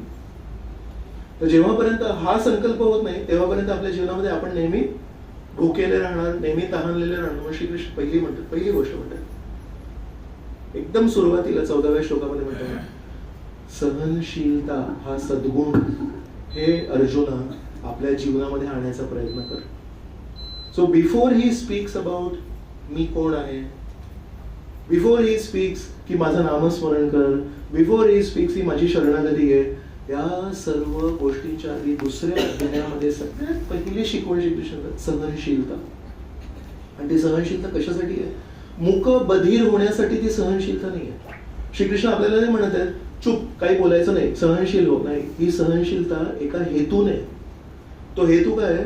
जेव्हा आपण या वेळेस या बाजूला जे मी एक्सप्लेन केलं, अडचणी, कंडिशन्स, मर्यादा, या ठिकाणी आपली जे काही आपल्या जीवनामध्ये आपले अनुभव होत आहेत त्याला जेव्हापर्यंत सहन करायला शिकत नाही तेव्हापर्यंत आपली मान अशी श्रीकृष्णांकडे वळणार. म्हणून श्रीकृष्णांची अपेक्षा ही नाही की आपण मूकबधीर व्हावं, पण श्रीकृष्ण म्हणतात जीवनामध्ये कोणीच असा व्यक्ती नाही आहे ज्याच्या जीवनामध्ये सगळं काही त्याच्या मनासारखं झालं. आणि त्याचं उदाहरण कोण आहे? म्हणतात माझ्या जीवनात नाही झालं. श्रीकृष्णांना त्रास देणारे व्यक्ती कोण आहेत? त्यांचे स्वतःचे आईचे भाऊ, त्यांचे मामा. मग श्रीकृष्ण म्हणतात की तरी आपण म्हणतो ना, अरे रस्त्यावरच्या माणसाने केलं असं तर मी समजू शकतो, पण माझ्या स्वतःच्या भावाने असं माझ्यासोबत केलं, माझ्या स्वतःच्या मामांनी, माझ्या काकांनी माझ्यासोबत असं केलं, नाही आपण आपलं निघून जातो. तर श्रीकृष्ण म्हणतात माझ्यासोबत चुकीचं वागणूक करणारे माझ्या मामाच आहेत. आणि शिशुपाल ज्याचं आपण अनेक वेळा नाव ऐकलंय, आणि असं नाही की इस्कॉनच त्याच्याबद्दल सांगतात, पण शिशुपालचं आणि श्रीकृष्णाचं नातं काय होतं? भावाभावाचं नातं होतं, भावंडांचं नातं होतं. तर श्रीकृष्ण म्हणजे माझे भावंड माझ्या विरुद्ध आहेत, त्याचा आनंद आहे की नेहमी माझ्याबद्दल अपशब्द बोलणे. तो हा भाऊ आहे त्यांचा, आणि मामा आहे जो दररोज नवीन नवीन पद्धतीने श्रीकृष्णांना मारण्याचा प्रयत्न करतोय. आणि श्रीकृष्ण म्हणतात जर तुला वाटत असेल की मीच एकटा असा आहे, माझ्या अर्जुनाकडे बघ, अर्जुनाला किती वेळ छळलंय, कोणी छळलंय? त्याच्याच फॅमिली मेंबर्सनी. श्रीकृष्ण म्हणतात माझ्या जीवनात ते चाललंय, माझ्या लाडक्या अर्जुनाच्या जीवनात चाललंय. म्हणून जर आपल्या जीवनामध्ये असे कधी काही विचार आले की हा असं कसं करू शकतो, याने असं कसं काय केलं, तर श्रीकृष्ण म्हणतात तो विचार सोडून दे. Deal with the issue, deal with the problem. जे करायचं ते कर, याच्यामध्ये फसून असं कसं होऊ शकतं, हा माझ्यासोबत असं कसं वागू शकतो, वागला झालं, त्याच्यावर आपण उपाय काय करू शकतो याच्यावर विचार करायला पाहिजे. पण आपण जर खिन्न अवस्थेमध्ये वर्षानुवर्ष विचार करत बसलो तर असं नव्हतं व्हायला पाहिजे. सो श्रीकृष्ण म्हणताय ती सहनशीलता यायला पाहिजे, आणि ती जेव्हा सहनशीलता येईल तेव्हा मग आपल्याला थोडा मोकळा वेळ मिळतो या सगळ्या संकल्प विकल्पातून आपल्याला विकल्प काढायला पाहिजे. हा जो प्रोसेस आहे संकल्प विकल्प आहे त्याला विकल्प करायला पाहिजे. I want to give up this process only. आणि त्यावेळेस मग खरा संकल्प करायला पाहिजे मला श्रीकृष्णांशी नातं जोडायचं आहे. एका माणसाला खूप भूक लागली होती, त्याला खायलाच मिळत नव्हतं काही. तो म्हणतो काय करू काय करू, असं म्हणतो ना मराठी माणूस. पोटात आग लागली आहे, तर पोटात आग लागल्यावर काय करायचं? त्याने एकदम लिटरली घेतलं ते, पोटात आग लागली. तो म्हणतो एक काम करूया, पोटाला थंड करतो. मग काय, तर तिथे कसा खांब होता, पिलर. जसं काही लोकांना थोडीशी थंडी वाजते तसं तिथे पण एअर कंडिशनिंग स्ट्रॉंग होतं. जो खांब होता तसं पूर्ण असं थंड गार होता. तर त्यांनी काय केलं असेल, ते गेला त्या खांबाला असं त्यांनी आलिंगन केलं आणि आपलं पोट आहे त्या पिलरला स्पर्श केला म्हणजे थंड होईल पोट, माझ्या पोटात आग लागली. ऍक्च्युली असं म्हणतात माहिती, घरी आपण जेव्हा बसतो तेव्हा पाटावर बसतो, जर जमिनीवर बसत असू तर, किंवा कमी कमी आई म्हणायची की चटई तरी घाल, फरशीवर नाही बसायचं डायरेक्टली. का बरं? कारण फरशी गार असते आणि पोटातली जी अग्नी आहे, जठरअग्नी, ती डायरेक्टली जेव्हा आपण फरशीवर बसतो तेव्हा त्याचा परिणाम होतो, आपली जठरअग्नी कमी होते. सो त्यांनी विचार केला की पोटात आग लागली आहे, तर पोटात लागली मग काय करायचं, तर पोटाला थंड करायचं. तर त्या पिलरला असं आलिंगन करून तो पोटाला स्पर्श करून तो पोट थंड होऊ दे. तेव्हा ते का माणूस काय काय झालं तुला, म्हणजे नाही माझ्या पोटात आग लागली आहे आणि त्या पोटाला थंड करायचंय मला. म्हणतो अरे मी तुला खाऊ घालतो ना. तो म्हणतो नाही नाही नाही, मला पोटाला थंड करायचं. अरे ते पोटाला थंड करणं म्हणजे ऍक्च्युली पोटाला काहीतरी खाऊ घालणं. बरोबर, खाऊ घालतो मी तुला. मी आता कसं खाऊ घेऊ पण, कारण मला पोटाला थंड करायचंय, मी खांबाला आलिंगन केलंय. सो अशा पद्धतीने ऍक्च्युली पोटाला कसं थंड करायचं हे त्याला माहिती आहे. तो जो दुसरा माणूस आहे त्याला माहिती आहे, तो उपाय देतोय पोटाला थंड करण्यासाठी. पण या माणसाला जर योग्य माहिती नसेल तर तो पोटाला थंड करायचं, याला पण पोटाला थंड करायचं, त्याला पण करायचंय, पण त्याला योग्य पद्धत माहिती आहे, पोटाला कसं थंड करायचं. आणि हा काय म्हणतोय, शब्दशः अर्थ घेतला तरी पोटाला थंड करायचंय. आणि अशा पद्धतीने त्या खांबाला जर त्यांनी आलिंगन करून ठेवलं 2 महिने, होईल त्याचं पोट थंड. कदाचित बाहेर ही त्वचा थंड होईल, पण आतमध्ये जी आग लागली त्याला भूक पाहिजे, त्याला अन्न पाहिजे. तसंच आपण पण विचार होतोय, मला ना सुखी जीवन जगायचंय, मला आनंदी जीवन जगायचंय, मला समाधानी जीवन जगायचंय. आपण हे सगळं बोलतो आणि आपण ना ती जी भूक लागली आहे, ती पोटाची आग लागली आहे, त्याला पोटात आग लागली होती, आपल्या मनात आग लागली. मला प्रेम करणारी लोकांशी नातं करायचंय, मला खरं समाधानी जीवन जगायचंय, पण आपण त्या माणसासारखं त्या खांबाला आलिंगन करतोय. आणि कोणीतरी येऊन आपल्याला म्हणतो, अरे तुला समाधानी जीवन जगायचंय, तुला प्रेमळ व्यक्तीशी नातं जोडायचंय, हे घे श्रीकृष्ण, पण मला वेळ नाही. आपण एवढे बिझी आहोत की आपल्याला परमेश्वराशी नातं जोडायला वेळ नाहीये. का माहितीये, आपण त्या खांबाला करून ठेवलंय, पण त्या खांबाने आजपर्यंत कधी कोणाचं पोट थंड नाही केलंय. म्हणून सगळे साधू संत, सगळे आचार्य आपल्याला काय विनंती करतात की कितीही बिझी असलो आपण, बेसिकली आपण कशासाठी बिझी असतो, 2 गोष्टींसाठी. त्याला म्हणतात अर्थप्राप्ती आणि अनर्थ निवृत्ती. ज्या चांगल्या गोष्टी आहेत त्यांना आपल्या जीवनामध्ये स्वीकारण्यासाठी आपण खूप बिझी आहोत. मला हे पाहिजे, मला ते पाहिजे, हे करून मला आनंद होईल, ते करून. आणि आपल्या जीवनामध्ये ज्या ज्या गोष्टींचा आपल्याला त्रास होतोय ते आपल्या जीवनामधून बाहेर काढण्यासाठी आपण. So 2 things, always trying to get what I feel will benefit me, and always trying to reject what I feel is of no benefit to me. संकल्प मला ते पाहिजे, विकल्प पाहिजे. तो या 2 गोष्टीतून जेव्हा आपण आपलं मन काढू आणि आपण म्हणू आजपर्यंत एवढे संकल्प केले, कधी मिळाले कधी नाही मिळाले, पण जेव्हा मिळाले तेव्हा आपण काय समाधान काही विशेष लाभलं ना. मी काम करतो, या संकल्प विकल्पाला मी पूर्णपणे विकल्प करतो आणि आजपासून श्रीकृष्णांना प्राप्त करण्याचा संकल्प करतो, तेव्हा आपल्या जीवनामध्ये समाधान पहिला प्रवेश करेल. आमच्या इस्कॉनमध्ये एक संन्यासी आहेत, त्याचं नाव आहे इंद्रद्युम्न महाराज. तर ते म्हणत होते एकदा की मी जेव्हा असा ब्रह्मचारी होतो, तरुण होतो, तेव्हा आमच्या मंदिरामध्ये असे काही विशेष पैसे नसायचे. तर मग काय, साऊंड सिस्टमच नव्हते. मग भगवंतांसमोर आरती वगैरे गायची होती, तर माईक नाही, साऊंड सिस्टम नाही, काही नाही. तर म्हणाले अनेक अनेक दिवस मी सगळ्यांना ऐकू जाईल असं कीर्तन असंच बोलायचं. आणि आता किती लोकांना ऐकू येते तुम्हाला काय बोलतो, पण मागच्या लोकांना ऐकू नये. तर विचार करा, हे जेव्हा ब्रह्मचारी होते तेव्हा हे अशा प्रकारे कीर्तन गातायत प्रवचन. का? कारण साऊंड सिस्टम विकत दिला पैसे नव्हते. तर म्हणाले असं 1-2 महिने कीर्तन करून लेक्चर देऊन बघा किती ना त्रास झाला साऊंड वोकल कॉर्ड्सला. तर मग ऑपरेशन करायला लागलं. तो ऑपरेशन करताना तर इथे ऑपरेशन जर करायचं असेल तर अॅनेस्थेशिया कसा देणार, मला त्यांना विचारायला पाहिजे. अॅनेस्थेशिया हिअर, वोकल कॉर्ड्स, तर त्याला LA म्हणतात, लोकल अॅनेस्थेशिया, पूर्ण बॉडीला देत नाही. तर इथे थोडासा लोकल अॅनेस्थेशिया दिला होता आणि सर्जरी चालू होती. तर तो लोकल अॅनेस्थेशिया कधी कधी कमी पडतो, त्याला इथे कट केला होता आणि त्याच्यामध्ये तो अॅनेस्थेशिया कमी झाला. सो बेसिकली इथे इतकं दुखायला लागलं. तो म्हणतो सडनली माझे डोळे उघडले तर मी त्या डॉक्टरला बघितलं, सर्जन, आणि तो इथे कटिंग करत होता. So he is very strong. आजही ना संन्यासी आहेत पण खूप स्ट्रॉंग आहेत. तर तरुण वय आणि ते घशामध्ये कट करून तिथे काहीतरी करतात आणि ते दुखत आहे. सो बेसिकली ही काय पंच माय डॉक्टर की सोड मला सोड. तर त्याने पंच केला. तर म्हणतात डॉक्टराला ते ऍक्च्युली ना he was not expecting it. ते सर्जरी करता करता असं तो पंच तेव्हा मिळाला. ऍक्च्युली खूप जोरात लागला डॉक्टरांना. पण डॉक्टरांनी बघितलं की हा बिचारा याला वोकल कॉर्ड्सला त्रास झालाय आणि मी जर याला मदत नाही केली तर काय होणार. तर म्हणाले त्या डॉक्टरांनी माझ्याकडे पूर्णपणे दुर्लक्ष केलं. पण तो जो मी पंच केला होता त्याला पण सहन केला आणि म्हणाले मी सर्जरी करायला इथे आलोय, तुला मी मदत करायला आलो तर ते मी करणार. ते इंद्रजित महाराज म्हणत होते त्यांनी ठरवलं की मला जे करायला सांगितलंय ते मी करणार आणि त्याच्यासाठी मी ज्याचा भलं करतोय तोच मला मारतोय. That is the biggest misery. सगळ्यात जास्त त्रास कधी होतो माहितीये? अनोळखी माणूस जेव्हा त्रास देतो तेव्हा त्रास होतो. ओळखीचा माणूस त्रास देतो तेव्हा त्रास होतो. पण त्याच्यापेक्षा पण जास्ती ओळखीच्या मध्ये पण आपण ज्याचं नेहमी भलं करायला जातो, नेहमी मदत करायला जातो, तो मदत करता करता जेव्हा तो तर त्या डॉक्टरांनी त्या दिवशी सर्जरी थांबवली नाही. त्या डॉक्टरांनी म्हटलं मर, एक तर तुझ्यासाठी करतोय आणि तूच पण मरतोय.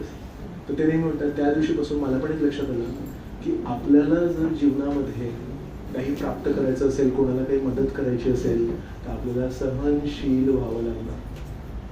तर म्हणून एक सहनशीलता आहे परिस्थितींची सहनशीलता, which is already very difficult. But त्याच्यावर एक लेवल आहे की कधी कधी आपण ज्यांचं भलं करायला जातो, आपण ज्यांना प्रामाणिकपणे मदत करायला जातो, कधी कधी त्यांच्याकडून पण आपल्याला वाईट अनुभव येऊ शकतात. पण आपण नेहमी हा विचार करायला पाहिजे की नाही, जर ते गरजेचं असेल, जर ते योग्य असेल तर ते सहन करायला पाहिजे. म्हणून श्रीकृष्ण सुरुवातीला म्हणतात खरोखर जर मला प्राप्त करायचं असेल सहनशीलता पाहिजे. ज्यांच्याकडे सहनशीलता आहे ते श्रीकृष्णांना खूप लवकर प्राप्त करू शकतात. मी एक खूप सुंदर श्लोक निवडून काढलाय, तो मी तुम्हाला दाखवतो. सो हा आहे श्रीमद भागवतातला स्कंद क्रमांक 11, अध्याय क्रमांक 14 आणि श्लोक क्रमांक 23. आपण सोबत बघूया. कथम विना रोमहर्षम द्रवता चेतसा विना विनानंदाश्रु कलया शुद्धेद भक्त्या विनाशयः. याचं ट्रान्सलेशन आहे. आपण मराठीमध्ये प्रयत्न करूया. इंग्लिशमध्ये आधी बघा. If one's hairs do not stand on end how can the heart melt? And if the heart does not melt, how can tears of love flow from the eyes? If one does not cry in spiritual happiness, how can one render loving service to the Lord? And without such service, how can the consciousness be purified? जर आपल्या चेतनेला शुद्ध करायचं असेल तर परमेश्वराची सेवा करणं गरजेचं आहे. पण परमेश्वराची सेवा करण्यासाठी आध्यात्मिक आनंद मिळणं गरजेचं आहे. आणि त्या आध्यात्मिक आनंदामध्ये अश्रू व्हायला पाहिजे. आनंदाश्रू उलया इथं होतं. विना आनंद अश्रू कलया.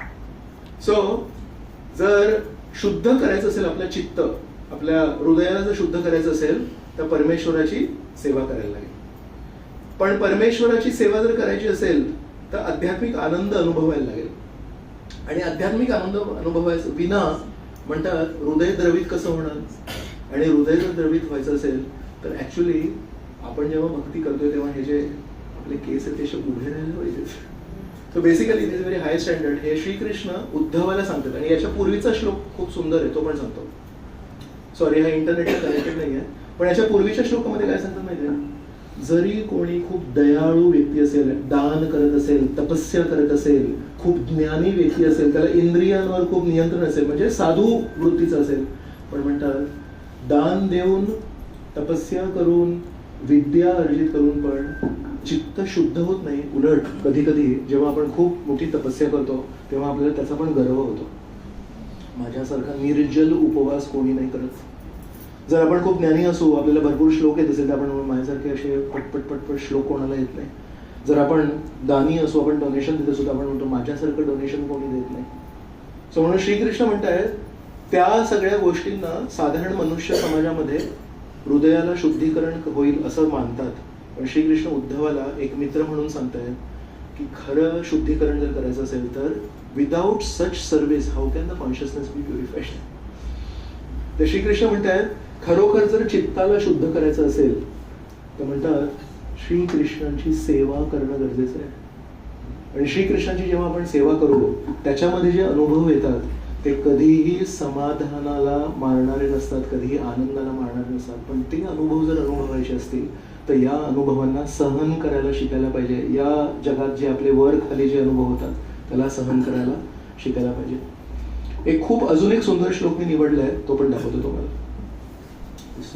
तर हा आहे 10वा स्कंद आहे. सो भागवतामध्ये जसं रामायणामध्ये रामलीला आहे, रामचंद्रांची लहानपणापासून लीला आहे, तसं भागवतामध्ये 12 स्कंद आहेत आणि 12 स्कंदांमध्ये 10व्या स्कंदामध्ये श्रीकृष्णांची लीला आहे. श्रीकृष्णांचं जीवन चरित्र हे 10व्या स्कंदात आहे. आणि हा जो 8वा अध्याय आहे हा सुरुवातीचा 90 अध्याय आहे 10व्या स्कंदात. सो 90 अध्यायांमध्ये श्रीकृष्णांचं पूर्ण जीवन चरित्र आहे. तर हे सुरुवातीला आहे. तर याच्यामध्ये श्रीकृष्ण आणि बलराम हे लहानपणी 2 वर्ष किंवा 1 वर्ष असे एकदम लहान आहेत दोघेही. आणि त्या परिस्थितीमध्ये ते वृंदावनामध्ये काय करतात याचं वर्णन आहे. आणि खूप सुंदर एक वाक्य आहे जे तुम्हाला मला दाखवायचं आहे. आपण हा श्लोक पण गाऊया. श्रृंगी अग्निदम श्री असि जलद्विज कंटकेभ्य, श्रृंगी अग्निदम श्री असि जलद्विज कंटकेभ्य, क्रीडा परावती चलौ स्वसुतौ निषेधुम, क्रियाणि कर्तुमपि यत्र न तज्जनन्यो, शेकादा पुतरलं मनसो नवस्थाम. सो या श्लोकामध्ये शुकदेव गोस्वामी वर्णन करतात की कृष्ण आणि बलराम जेव्हा लहान होते तेव्हा वृंदावनामध्ये काय करायचे. तर काय करायचे, वृंदावनामध्ये गायी आहेत, शेण आहे, गोमूत्र आहे, त्याच्यामध्ये म्हणतात रांगायचे. आणि जेव्हा कृष्ण आणि बलराम गोमूत्रामध्ये आणि शेणामध्ये रांगायचे तेव्हा म्हणाले सापासारखे असे असे रांगायचे. आणि त्यांच्या कमरेवर घुंगरू होते लहान लहान, त्यांचा खूप सुंदर आवाज यायचा. मग म्हणतात कधी कधी एक वासरू असायचं तिथे. तर वासरूला बघून त्यांना असं वाटायचं अरे हे बाकीचे सगळे आपले जे मित्रमंडळी आहेत ती सगळी जमिनीवर रांगणारी आहे, हा असा उभा कोण दिसतोय. तर अचानक त्याची अशी शेपूट दिसायची मागे. त्यांना काहीतरी अट्रॅक्शन झालं एकदा की हे काय शेपूट काय. तर त्यांनी शेपूट धरली, दोघांनी शेपूट धरली. तर त्या वासरूला मागे काहीतरी पूल लागली. म्हणतो अरे मागून कोणतरी मला खेचतंय. तो वासरू लागला धावायला. मध्ये जसं विचार करत अरे मी पकडलं आणि कोणतरी मला घेऊन चाललंय. तर अशा प्रकारे तो वासरू असा तिथे फिरतोय आणि जमिनीवर शेण आणि गोमूत्र आहे. आणि त्या शेणामध्ये आणि गोमूत्रामध्ये कृष्ण आणि बलराम हे त्या वासराची शेपूट धरून त्याच्यामध्ये जात आहेत आणि सगळे लोक त्याची मजा बघतायत. आणि हे असं वर्णन केल्यानंतर आज आता इथे सांगतायत श्रृंगी. श्रृंगी म्हणजे ज्याला शिंग आहेत. तर कधी मोठा बैल असेल, कधी मोठी गाय असेल, त्याच्याजवळ कृष्ण आणि बलराम जायचे आणि असे बघायचे की हे 2 काय आहेत असे, माणसांना तर दिसत नाहीये. तर हे बघून यशोदा आणि रोहिणी, यशोदा म्हणजे कृष्णाची आई आणि बलरामची आई रोहिणी, हे विचार करतायत ही 2 लहान लहान मुलं अशा मोठ्या बैलाच्या जवळ चालले आहेत, अशा मोठ्या गायीच्या जवळ चालले आहेत, त्याचा धोका आहे यांना, अग्नी. तर कधी कधी थंड वातावरणामध्ये एक शेकोटी लावतात मी, आणि त्या शेकोटीमध्ये अंधारामध्ये त्याची जी ज्वाळा जी उडते ते खूप आकर्षक वाटतं लहान मुलांना. तर कृष्ण आणि बलराम कधी कधी या अग्नीजवळ जायचे. स्वयंपाकघरामध्ये पण जेव्हा स्वयंपाक करताना अग्नी लावायचे, कृष्ण आणि बलराम त्याच्या जवळ जायचे. तर यशोदा आणि रोहिणी म्हणतात या दोघांना कसं कंट्रोल करायचं. मग दमश्री, दमश्री म्हणजे ज्याला दात आहेत, तर कुत्रे किंवा माकड. वानरांच्या जर जवळ गेला तर वानर कधी बघितलं, वानराला स्वतःला जर प्रोटेक्ट करायचं आहे दात दाखवतो. तर वानर असे दात दाखवतो आणि कृष्ण बलराम त्या वानरांच्या जवळ जायचे. तर एकदा यशोदेने विचारलं की तू या वानरांशी एवढं जवळ का जातो. तेव्हा श्रीकृष्णाने म्हटलं की मागच्या वेळेस जेव्हा मी आलो होतो तेव्हा यांनी माझी खूप सेवा केली आहे.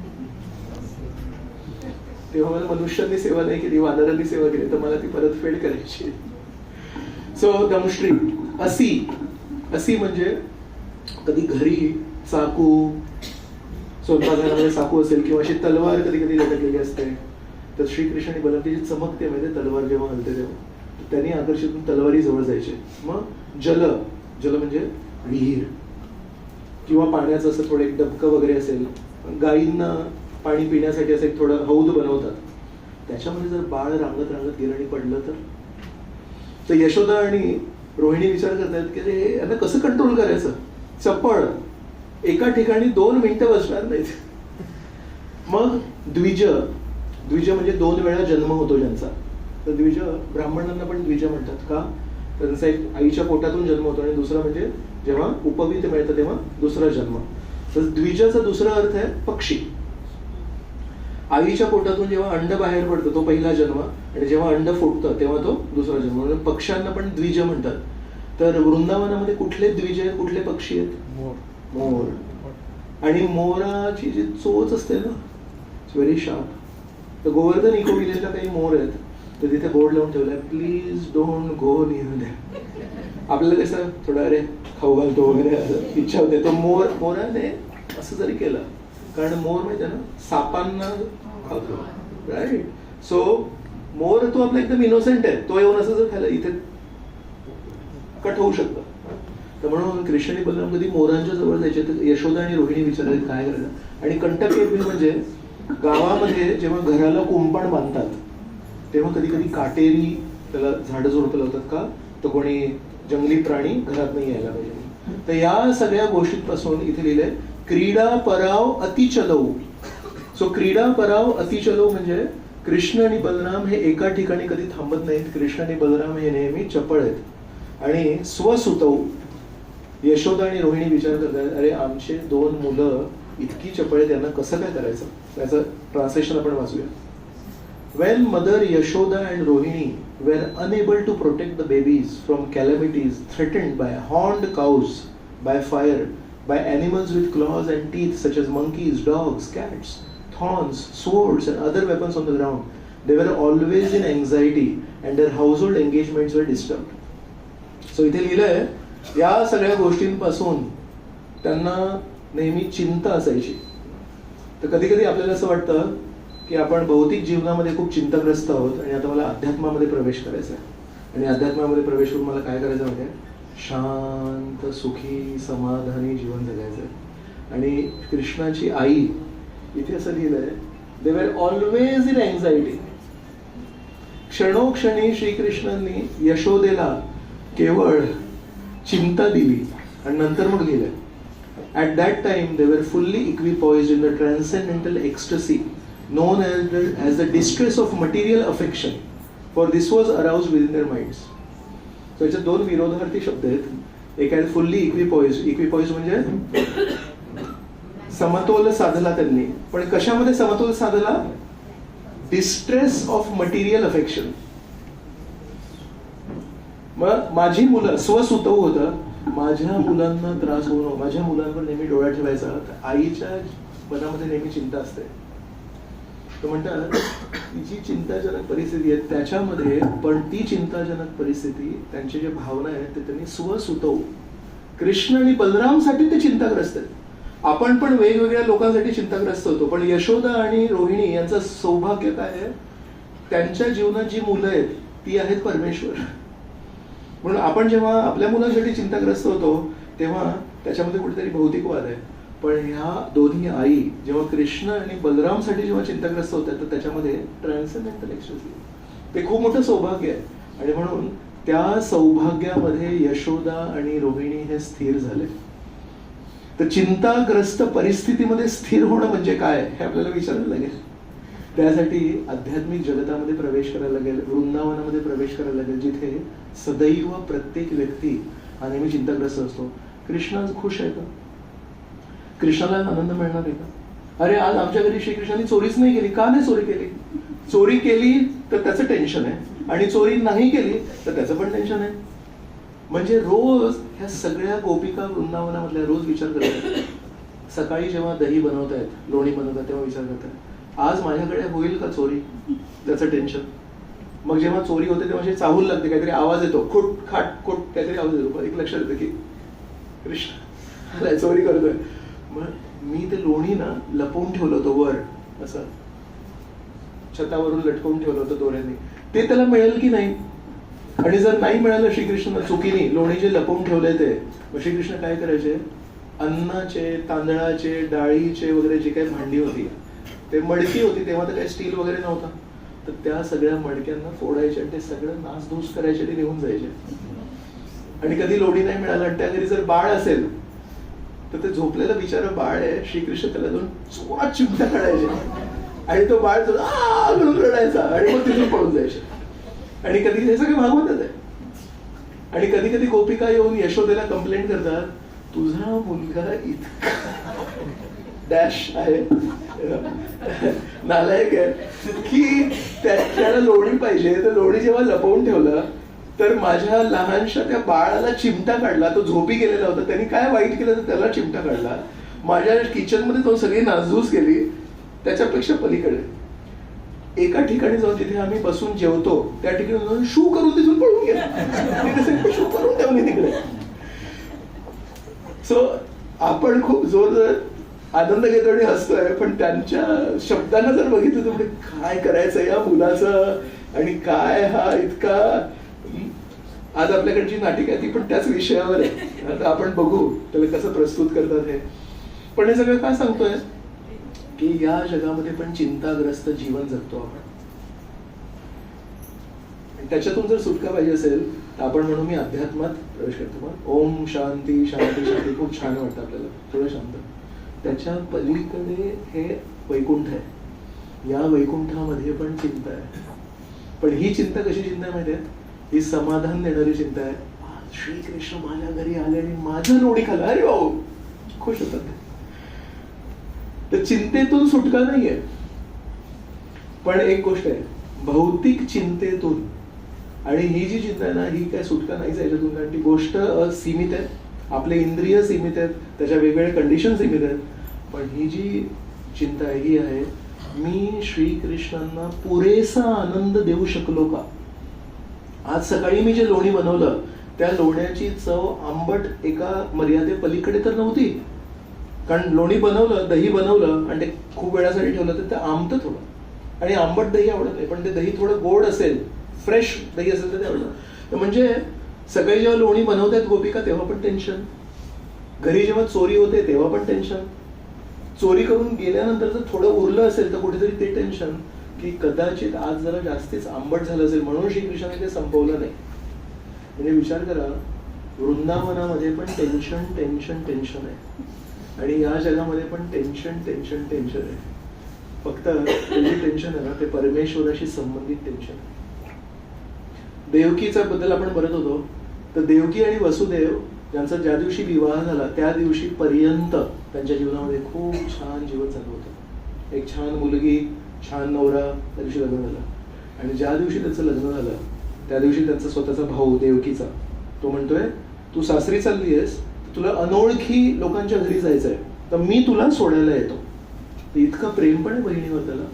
पण तेव्हा एक आकाशवाणी झाली आणि त्या आकाशवाणीद्वारे, त्या समाचाराद्वारे आपण म्हणू शकतो श्रीकृष्णाने त्यांच्या जीवनामध्ये प्रवेश केला. त्या समाचार काय होता, ती आकाशवाणी काय होती, तू ज्या बहिणीला सासरी घेऊन चाललायस त्याच बहिणीचा 8वा मुलगा तुझ्या मृत्यूचं कारण होणार. राईट. ती श्रीकृष्णांच्या आगमनाचा समाचार आहे. एकूण शाब्दिक रूपाने श्रीकृष्णाने त्या दिवशी त्या क्षणी प्रवेश केला वसुदेव आणि देवकीच्या जीवनामध्ये.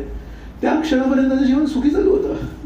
पण श्रीकृष्णांचा तो जेव्हा आकाशवाणी झाली तेव्हा मग लगेच कंस बदलला आणि त्यांनी तलवार काढली आणि म्हणाला मी तुला मारणार.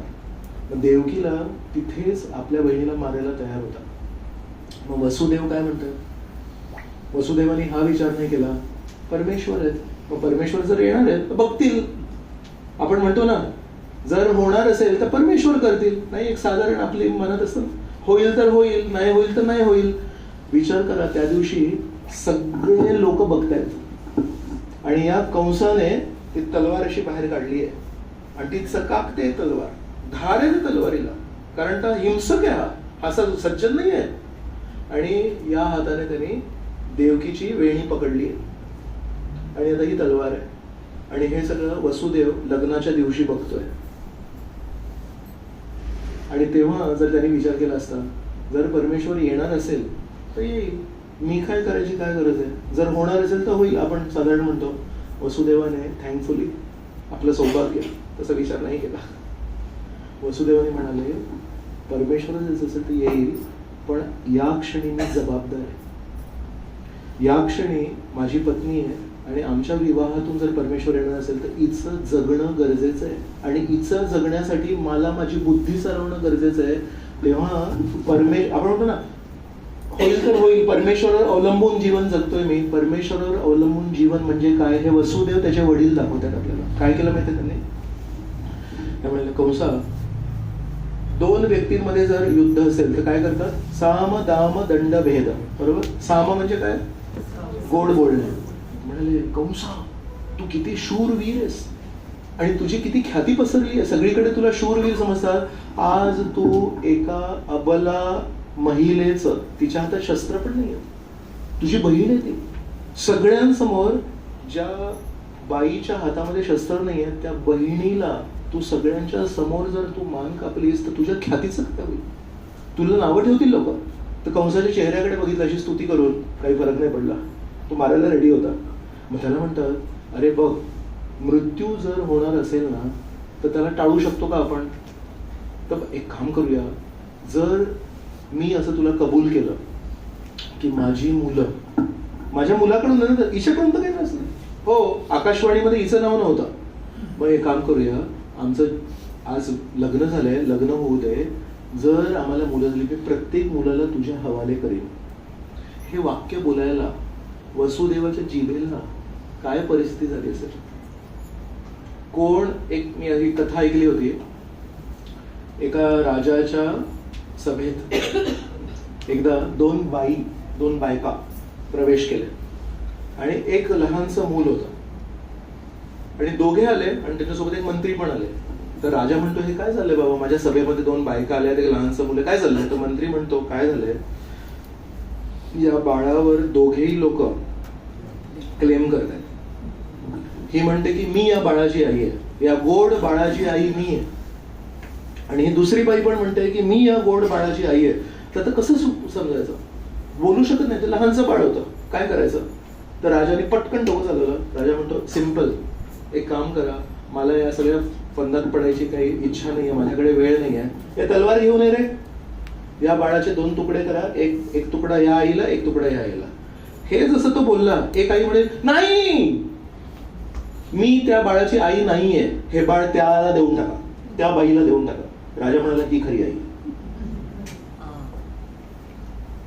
तो राजा इतका हुशार होता, राजाला माहिती आहे हे भांडण कधी सुटणारच नाही, दोघं खोटं बोलताय, कोणतरी खोटं बोलताय. तो म्हणाला, या बाळाचे दोन तुकडे करा, आणि ज्या बाईने पटकन म्हणाली, नाही मी खोटं बोलते, हे बाळ त्या बाईला देऊन टाका, ती खरी आई. का? कारण आई आपल्या मुलांना त्रास झालेला कधी सहन करू शकत नाही, राईट? तर या जगाची स्टोरी अशी आहे की लहानसं आपलं बाळ असेल, त्याला आजही मोठ्या झालेल्या बाळाला पण जरी त्रास झाला, मुलाला मुलीला, तर आपल्याला सहन होत नाही. Can you imagine? वसुदेव स्वतःच्या जिभेने आपल्या पत्नीसमोर हत्या करण्याला तयार असलेल्या कंसाला म्हणतायत, तुला प्रॉब्लेम माझ्या मुलांशी आहे, मी माझं मूल तुला देतो. आणि त्यांना जेव्हा पहिलं मूल झालं, वसुदेव खरे इतके प्रामाणिक आहेत, वसुदेवाने ते बाळ घेऊन गेले कंसाकडे, आणि कंस काय म्हणाला, मला अडचण आहे 8व्या मुलाशी, पहिल्या मुलाशी मला काही अडचण नाही, तू घेऊन जा परत. ठीक आहे, परत घेऊन आला. पण तेव्हा नारद मुनी जाऊन भेटले. नारद मुनींनी जाऊन त्यांची कथा केली काहीतरी कंसाकडे. काय कथा केली त्यांनी सांगितले, हे बघ, हे जे देवता आहेत ना, यांना त्यांचं काम करून घ्यायचंय, आणि ते विष्णूला जाऊन त्यांनी सांगितलंय. तर विष्णूंवर कधी तू विश्वास ठेवू नको. आकाशवाणीमध्ये देवतांनी म्हटलं की 8वा मुलगा आहे, पण विष्णूने समजा फसवणूक केली आणि पहिला मुलगा जर विष्णू असेल आणि तुला जर मारलं तर काय करशील मग तू? असं एक थोडंसं बोलून गेले. तर तो कृष्णाची सिरियल होती एक, त्याच्यामध्ये काय दाखवलं, त्याने कमळाचं फुल घेतलं नारद मुनींनी आणि कंसाकडे जाऊन म्हणाला, आता या फुलामध्ये पहिली पाकळी कुठली आणि 8वी पाकळी कुठली सांग. तो असं धरलं त्याने असं गोल फिरवलं, म्हणजे ही पण असू शकते, ही पण असं त्याने थोडं कंसाला उत्तेजित केलं. कंसाने परत वसुदेवला बोलवलं, हे कुठे तुझं ते पहिलं बाळ? पण तू म्हणालास ना सोडून दे म्हणून. नाही, मला तुझ्यावर विश्वास नाही. त्याने ते बाळ घेतलं आणि मग असा प्रश्न येतो की नारद मुनी सारखे इतके उच्च भक्त आहेत, त्यांनी असं जाऊन कसं काय केलं? हा खूप मोठा प्रश्न आहे. तर का केलं माहिती आहे? कारण नारद मुनींना पाहिजे होतं की कंसाला चांगली शिक्षा मिळायला पाहिजे, कारण तो जसा उपद्रव करत होता, जेवढी हिंसा करत होता, त्याला शिक्षा मिळायला पाहिजे. जर 8वे मुलगा तर येणारच श्रीकृष्ण, विष्णू येणार आहे. 8वा मुलगा आल्यानंतर समजा आईने त्यांना सांगितलं, अरे तुझ्या मामांनी ना पहिल्या 6 मुलांना माफ केलं, तर कुठेतरी आपल्या आईच्या शिफारसेमुळे श्रीकृष्णांच्या हृदयामध्ये मामांप्रती थोडं तरी माफीची भावना येऊ शकते, आणि त्या माफीच्या भावनेमुळे कंसाला कमी शिक्षा मिळू शकते. तर नारद मुनींनी का ते केलं की याचा आता तो म्हणतात ना, पाप करण्याची जी लिमिट आहे ती झाली होती, आणि तिथे जर थांबला असता तर त्याला शिक्षा द्यायला जेव्हा विष्णू येतात तेव्हा त्याला माफी मिळू शकत होती. का? आई जर म्हणाली श्रीकृष्णांना माफ करायला, यांनी शेवटच्या माझ्या 6 मुलांना नाही मारलंय, मला माफी करू शकत होते, तर नारद मुनींना पाहिजे होतं की नाही, ती माफी नाही मिळायला पाहिजे. म्हणून जेव्हा श्रीकृष्ण त्यांनी जर आईला विचारलं की आई काय करू, तर आई म्हणाली की नाही, माझ्या पण 6 मुलांना गरज नसताना देवतांनी सांगितलं होतं 8वा मुलगा, पण माझ्या पण 6 मुलांना मारलं, मग शिक्षा ही अनअवॉइडेबल आहे. So just to make sure की कंसाची शिक्षा ही टाळता नाही यायला पाहिजे, म्हणून नारद मुनींनी जाऊन त्याला सांगितलं की पहिला पण होऊ शकतो, दुसरा पण होऊ शकतो, आणि त्यामुळे उत्तेजित होऊन कंसाने पूर्ण 6 मुलांना मारलं. म्हणजे देवकी आणि वसुदेवच्या जीवनात पण शांती होती, पण जेव्हा श्रीकृष्णाने त्यांच्या जीवनामध्ये प्रवेश केला तेव्हा श्रीकृष्णांना कसं मी सुरक्षित ठेवू. श्रीकृष्ण म्हणतात की मला गोकुळात घेऊन जात, त्यांना त्यांच्या इच्छेप्रमाणे मी कसं घेऊन जाऊ, त्यांच्या जीवनामध्ये पण एक चिंता आली. आणि इथे आपण बघतोय यशोदा आणि रोहिणी जरी त्यांच्या जीवनामध्ये तशा प्रकारची चिंता नसेल की मी श्रीकृष्णांना कसं सुरक्षित ठेवू, पण हे पण तिथेच कधी आगी जवळ जात आहेत, कधी तलवारी जवळ जात आहेत, कधी काट्यांजवळ जात आहेत, कधी विहिरी जवळ जात आहेत. म्हणजे वसुदेव आणि देवकी असतील किंवा नंद आणि यशोदा असतील, श्रीकृष्णांच्या जवळ गेलो तर भागवतामध्ये सांगितलं की तुमच्या जीवनामध्ये चिंता प्रवेश करणार. मग आपल्याला जीवनाचं लक्ष्य काय माहितीये, जीवनाचा उद्देश काय आहे? आज आपल्याला तात्पुरत्या गोष्टींसाठी जी चिंता आहे ती सोडून परमेश्वराप्रती चिंताग्रस्त व्हायचं. म्हणून परमेश्वराला नातं जोडण्यासाठी 3 भावना असतात. एक त्याला म्हणतात तत्वविचार, दुसरं आहे ऐश्वर्य विचार, आणि तिसरं आहे माधुर्य विचार. तर विचार म्हणजे दृष्टिकोन, विचार सरणी. तत्वविचार म्हणजे शास्त्रांमध्ये परमेश्वर कोण सांगितले. तर श्रीकृष्ण गीतेमध्ये म्हणतात अहम सर्वस्य प्रभवो मत्तः सर्व, माझ्यातून सर्व काही उत्पन्न होतो. म्हणजे परमेश्वर किती शक्तिशाली आहेत, त्यांच्यातून सर्व ब्रह्मांड निर्माण होतात, सगळे ग्रह निर्माण होतात. तर त्याला म्हणतात तत्वविचार. पण तत्वविचारामुळे ना भावना उत्पन्न नाही होत. तत्वविचार म्हणजे ठीक आहे, एक कोणतरी खूप मोठा माणूस आहे, ओके असेल, तू त्याचं जीवन जग, मी माझं जीवन जगतो. So that does not solve our problems. आपल्या जीवनामध्ये जे काही वर खाली होत आहे त्याला उपाय नाही आहे तत्वविचार. म्हणजे फक्त गीता जर वाचली आपण, it does not help us, फक्त नॉलेज मिळतं आपल्याला. त्याच्यावर सेकंड होतं ऐश्वर्य विचार. ऐश्वर्य विचार म्हणजे हे जे परमेश्वर आहे, ज्यांच्या शरीरातून सगळे ब्रह्मांड निर्माण होतात, ज्यांच्यातून सर्व काही होतं, त्यांनी आपल्या भक्तांची मदत केली आहे का? मग समुद्र मंथन लीला जर आपण वाचली तर समुद्र मंथन लीलेमध्ये किती वेळा वारंवार सर्व देवता आहेत, त्यांना अमृत पाहिजे, तर म्हणतात आता कसं करायचं अमृत? तर म्हणतात तुम्ही असुरांशी हात मिळवा. पण तुमच्या एकट्यामध्ये कॅपॅसिटी नाही अमृत मिळवण्याची. तर ज्या देवतांनी नेहमी असुरांसोबत युद्ध केलंय त्यांच्याकडे जाऊन त्यांना एक विनंती करायला लागते, आपण दोघं सोबत मिळून समुद्र मंथन करूया, मग अमृत मिळेल. पण त्या अमृतासाठी रवी पाहिजे. तर मंदार पर्वत घेतला तर ती रवी बुडली, तिथे परत परमेश्वर आले. मग ती रवी अशी हलायला लागली तर परत परमेश्वर आले, बॅलन्स केलं, मग ते समुद्र मंथन सुरू झालं. मग समुद्र मंथन जेव्हा सुरू करणार होते तेव्हा तो नाग पाहिजे, दोरी पाहिजे, तर तो वासुकी नाग होता. तर देवता हे समोरच्या बाजूला होते, मुखाच्या जवळ होत्या, आणि असुरांना त्यांनी मागची शेपटेची बाजू दिली होती. तर ते समुद्र मंथन सुरू करण्यापूर्वी हे दोघेही आपापल्या ठिकाणी उभे आहेत, आता सुरू होणार आहे मंथन. तर असुर लोक म्हणतात 1 मिनिट, नेहमी ना आपल्याला मागचीच बाजू मिळते, आम्हाला पुढची बाजू पाहिजे. आणि थोडंसं का ड्रामा करतील, कारण गव्हर्नमेंट फॉर्म करायला मायनॉरिटी आहे, तर त्यांना एक मदत पाहिजे त्याची. समुद्र मंथन करण्यासाठी ते कमी पडत होते. सो विष्णूने सांगितलं की तुम्ही असुरांची मदत घ्या, मग तिकडे असुर तुम्ही असं करून त्या समुद्र मंथन निघेल. सो नाव त्यांना माहिती आहे की देवता हे आपल्यावर डिपेंडंट आहेत.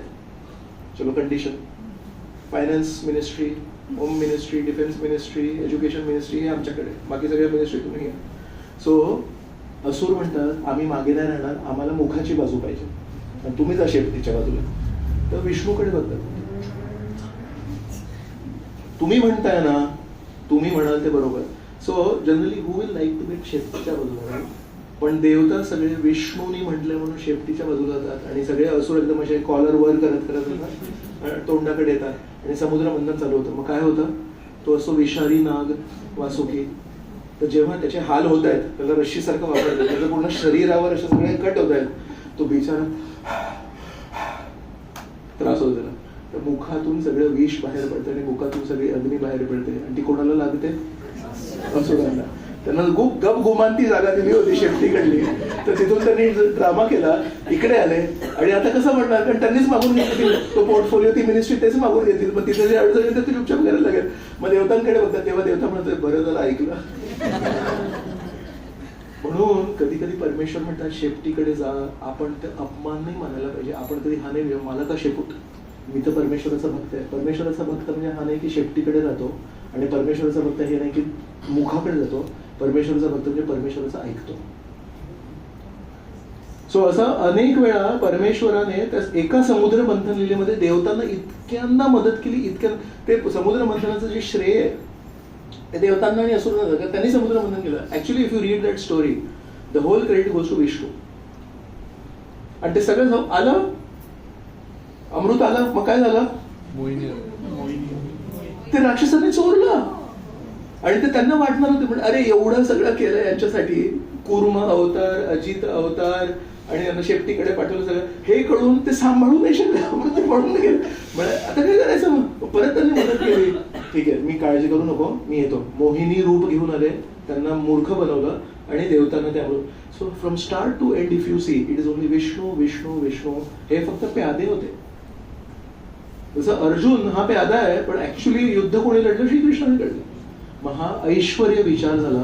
तर कमीत कमी ऐश्वर्य विचार जेव्हा आपण बघतो तेव्हा तत्व विचारा पुढे जातो. तत्व विचार इज इन्फॉर्मेशन, बट ऐश्वर विचार इंट्रोड्युसेस ट्रान्सफॉर्मेशन. असं वाटतं आपल्या जीवनामध्ये पण कधी काही अडचणी आल्या तर आपण परमेश्वराला हाक मारायला पाहिजे. परमेश्वरांनी या देवतांना अनेक अनेक वेळा मदत केली, मला पण मदत करते.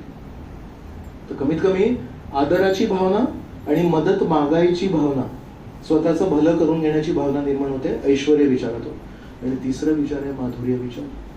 माधुर्य विचारामध्ये तत्व विचाराच्या पलीकडे जातो आपण, ऐश्वर्य विचाराच्या पण पलीकडे जातो. हे नाही बघत की परमेश्वर परमेश्वर आहेत, हे बघतो की परमेश्वर माझे सर्वात जवळचे शुभचिंतक मित्र आहेत. सो म्हणून वैकुंठ ज्याला म्हणतो आपण, जिथे नारायण राहतात तिथे ऐश्वर्य विचार आहे. पण गोलोक वृंदावन जे जिथे राधाकृष्ण राहतात तिथे तत्व विचार पण नाही. तिथे कोणालाच नाही माहिती की अहम सर्वस्य प्रभव, कोणाला नाही माहिती की हे परमेश्वर, याच्यातून सर्व ब्रह्मांड तयार होतात. आणि तिथे कोणाला हेही नाही माहिती की समुद्र मंथनामध्ये देवता जिथे हतबल झाले होते तिथे वारंवार मदत करणारे हे कृष्ण आहेत. म्हणून तिथे माधुर्य विचार आहे. तिथे गोपिकांना वाटतं की हा आमचा प्रियकर आहे, आणि तिथल्या मुलांना वाटतं की हा आमचा प्रिय सखा आहे, हा आमचा प्रिय मित्र आहे. गायींना वाटतं की आमची काळजी घेणारा, आम्हाला कधी काटे पण टोचू नये याच्यासाठी परमेश्वराने यशोदेला सांगितलं. यशोदा म्हणते की अरे आज तू जंगलात जाणार आहेस वासरांना घेऊन, तर मला तुला काहीतरी शूज द्यायचे, चपला द्यायच्या. तर कृष्ण म्हणाले ठीक आहे, आपल्याकडे किती गायी आहेत, म्हणजे 9 लाख गायी आहेत. ठीक आहे, मग 36 लाख गायींसाठी पण तुम्ही शूज बनवा, मग मी शूज घालेन. तर यशोदा कुठे म्हणून 36 लाख, म्हणजे जर गायींना चपला नाही आहेत मी पण चपला नाही घालणार. म्हणून वृंदावनामध्ये कुठल्याही पेंटिंग मध्ये, कुठल्याही फोटोमध्ये तुम्ही बघाल श्रीकृष्णांच्या पायामध्ये चपला नाही आहेत. द्वारकेमध्ये ते राजे आहेत, तिथे त्यांनी चपला. वृंदावनामध्ये श्रीकृष्णाने किती का, गायींना जर चपला नाही तर मला काय. याला म्हणतात माधुर्य विचार. दिस इज नॉट ऐश्वर्य विचार, दिस नॉट तत्व विचार. सो हा जो गोडवा आहे, हा जो माधुर्य विचार आहे की परमेश्वर माझे मित्र आहेत, परमेश्वर माझा सखा आहे, हे फक्त राधा कृष्णांच्या लीलेमध्ये उपस्थित आहे. This is not even present in Sitaram leela. Sitaram लीलामध्ये ऐश्वर्य विचार आहे. आणि लक्ष्मी नारायणामध्ये अनेक वेळा ऐश्वर्य विचार असतो किंवा कधी कधी सिंपल तत्व विचार असतो. सो अशा प्रकारे जन्माष्टमीच्या दिवशी ऍक्च्युली आपण विचार करायला पाहिजे की जो आनंद, जो समाधान मी शोधायचा पूर्ण जीवन प्रयत्न करतोय आणि त्यासाठी कधी संकल्प कधी विकल्प करतो, पण तो काही मला मिळत नाही. त्याच्यात किती मर्यादा आहे, त्याच्यात किती गोष्टी असायला पाहिजे तेव्हा कुठे मिळतं. तर आज एक काम करतो मी, या सगळ्या परिस्थितींना सहन करायला शिकतो. पण एक काम करतो, हे सहन करण्याच्या पलीकडे जाऊन आज एक आता फोकस करतो माझ्या जीवनाचा, की परमेश्वराच्या जवळ कसं जाईल, परमेश्वराच्या जवळ कसं जाईल. त्यासाठी किती मदतीची गोष्ट आहे की फक्त तत्वविचार नाही. आपल्याला समजा राधाकृष्ण तिला माहितीच नसतील, हाऊ कॅन वी लव नारायण आहेत ना, शंखचक्र गदापद्म घेऊन म्हणजे जवळ जाऊन, पण राधाकृष्ण इतके गोड दिसतात, त्यांच्या जवळ जाण्याची इच्छा होते. म्हणून आपलं खूप मोठं सौभाग्य आहे की कृष्ण अवतार किंवा कृष्ण आता 5000 वर्षापूर्वी आले, त्याच्यानंतर आपण जन्म घेतला. जर आपण राधाकृष्णांच्या आधी जन्म घेतला असता, माधुर्य विचार was not available to us, कारण त्याच्या आधी माहितीच नव्हती ती. सो आपलं खूप मोठं सौभाग्य आहे की राधाकृष्ण या जगात आल्यानंतर आपण जन्म घेतला आणि आपल्याला हे सगळं, यशोदा आणि रोहिणी जे सदैव चिंताग्रस्त आहेत पण त्यामध्ये पण ते लोक आध्यात्मिक आनंद अनुभवत आहेत, हे सगळं ज्ञान आपल्याला भागवताद्वारे मिळतंय. तर म्हणून आपलं खूप मोठं सौभाग्य आहे की जन्माष्टमी जी युनिव्हर्स लेवलला, ब्रह्मांड लेवलला जी बर्थडे पार्टी आहे त्याच्यामध्ये आपण भाग घेतोय. ते पण खूप मोठी गोष्ट आहे. आणि त्यामध्ये हे पण आपण बघू शकतो की आपल्या जीवनात ज्या काही अडचणी, ज्या बेड्या आहेत, जो काही अंधार आहे तो पण सगळं नष्ट करायला श्रीकृष्ण. पण सगळ्यात मोठी गोष्ट श्रीकृष्ण जे देतात ते म्हणतात हृदयाचा जवळीकपणा देतात. श्रीकृष्ण त्यांच्या शक्तीला आपल्या नात्यामध्ये कधी येऊ देत नाही. त्याने म्हणत नाही अरे मी खूप मोठा आहे, मी तुला अन्न खाऊ घालणार आहे, मी सूर्याचा स्रोत आहे, तू काय जवळ येतोस माझ्या. नाही, उलट राधाकृष्ण म्हणतात, ते सगळ्यांना लोक म्हणतात पण मला तुझी मैत्री पाहिजे. सो आपण राधाकृष्णांना प्रार्थना करू शकतो की कृपया तुमच्या जवळ येण्यासाठी आम्हाला प्रेरणा द्या, आमच्या हृदयामध्ये तुमच्यासाठी गोड भावना द्या, जेणेकरून आम्ही नेहमी तुमचं स्मरण करू. आणि तुमचं स्मरण करता करता चिंताग्रस्त जरी झालो तरी काही प्रॉब्लेम नाही, कारण ती चिंता तुमच्याशी संबंधित आहे. ऍक्च्युली यशोदा, नंद, देवकी आणि वसुदेव या स्तरावरची ती चिंता आहे जी ऍक्च्युली आपल्याला आध्यात्मिक समाधान देते. सो म्हणून आपल्याला चिंतामुक्त नाही व्हायचं आहे. जीवनाचं लक्ष्य आहे चिंताग्रस्त होणं, पण भौतिक चिंतेतून आध्यात्मिक चिंतेमध्ये पाऊल ठेवणं. तर खूप खूप धन्यवाद.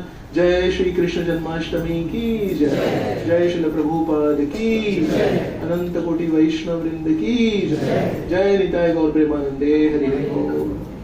सो आता आपलं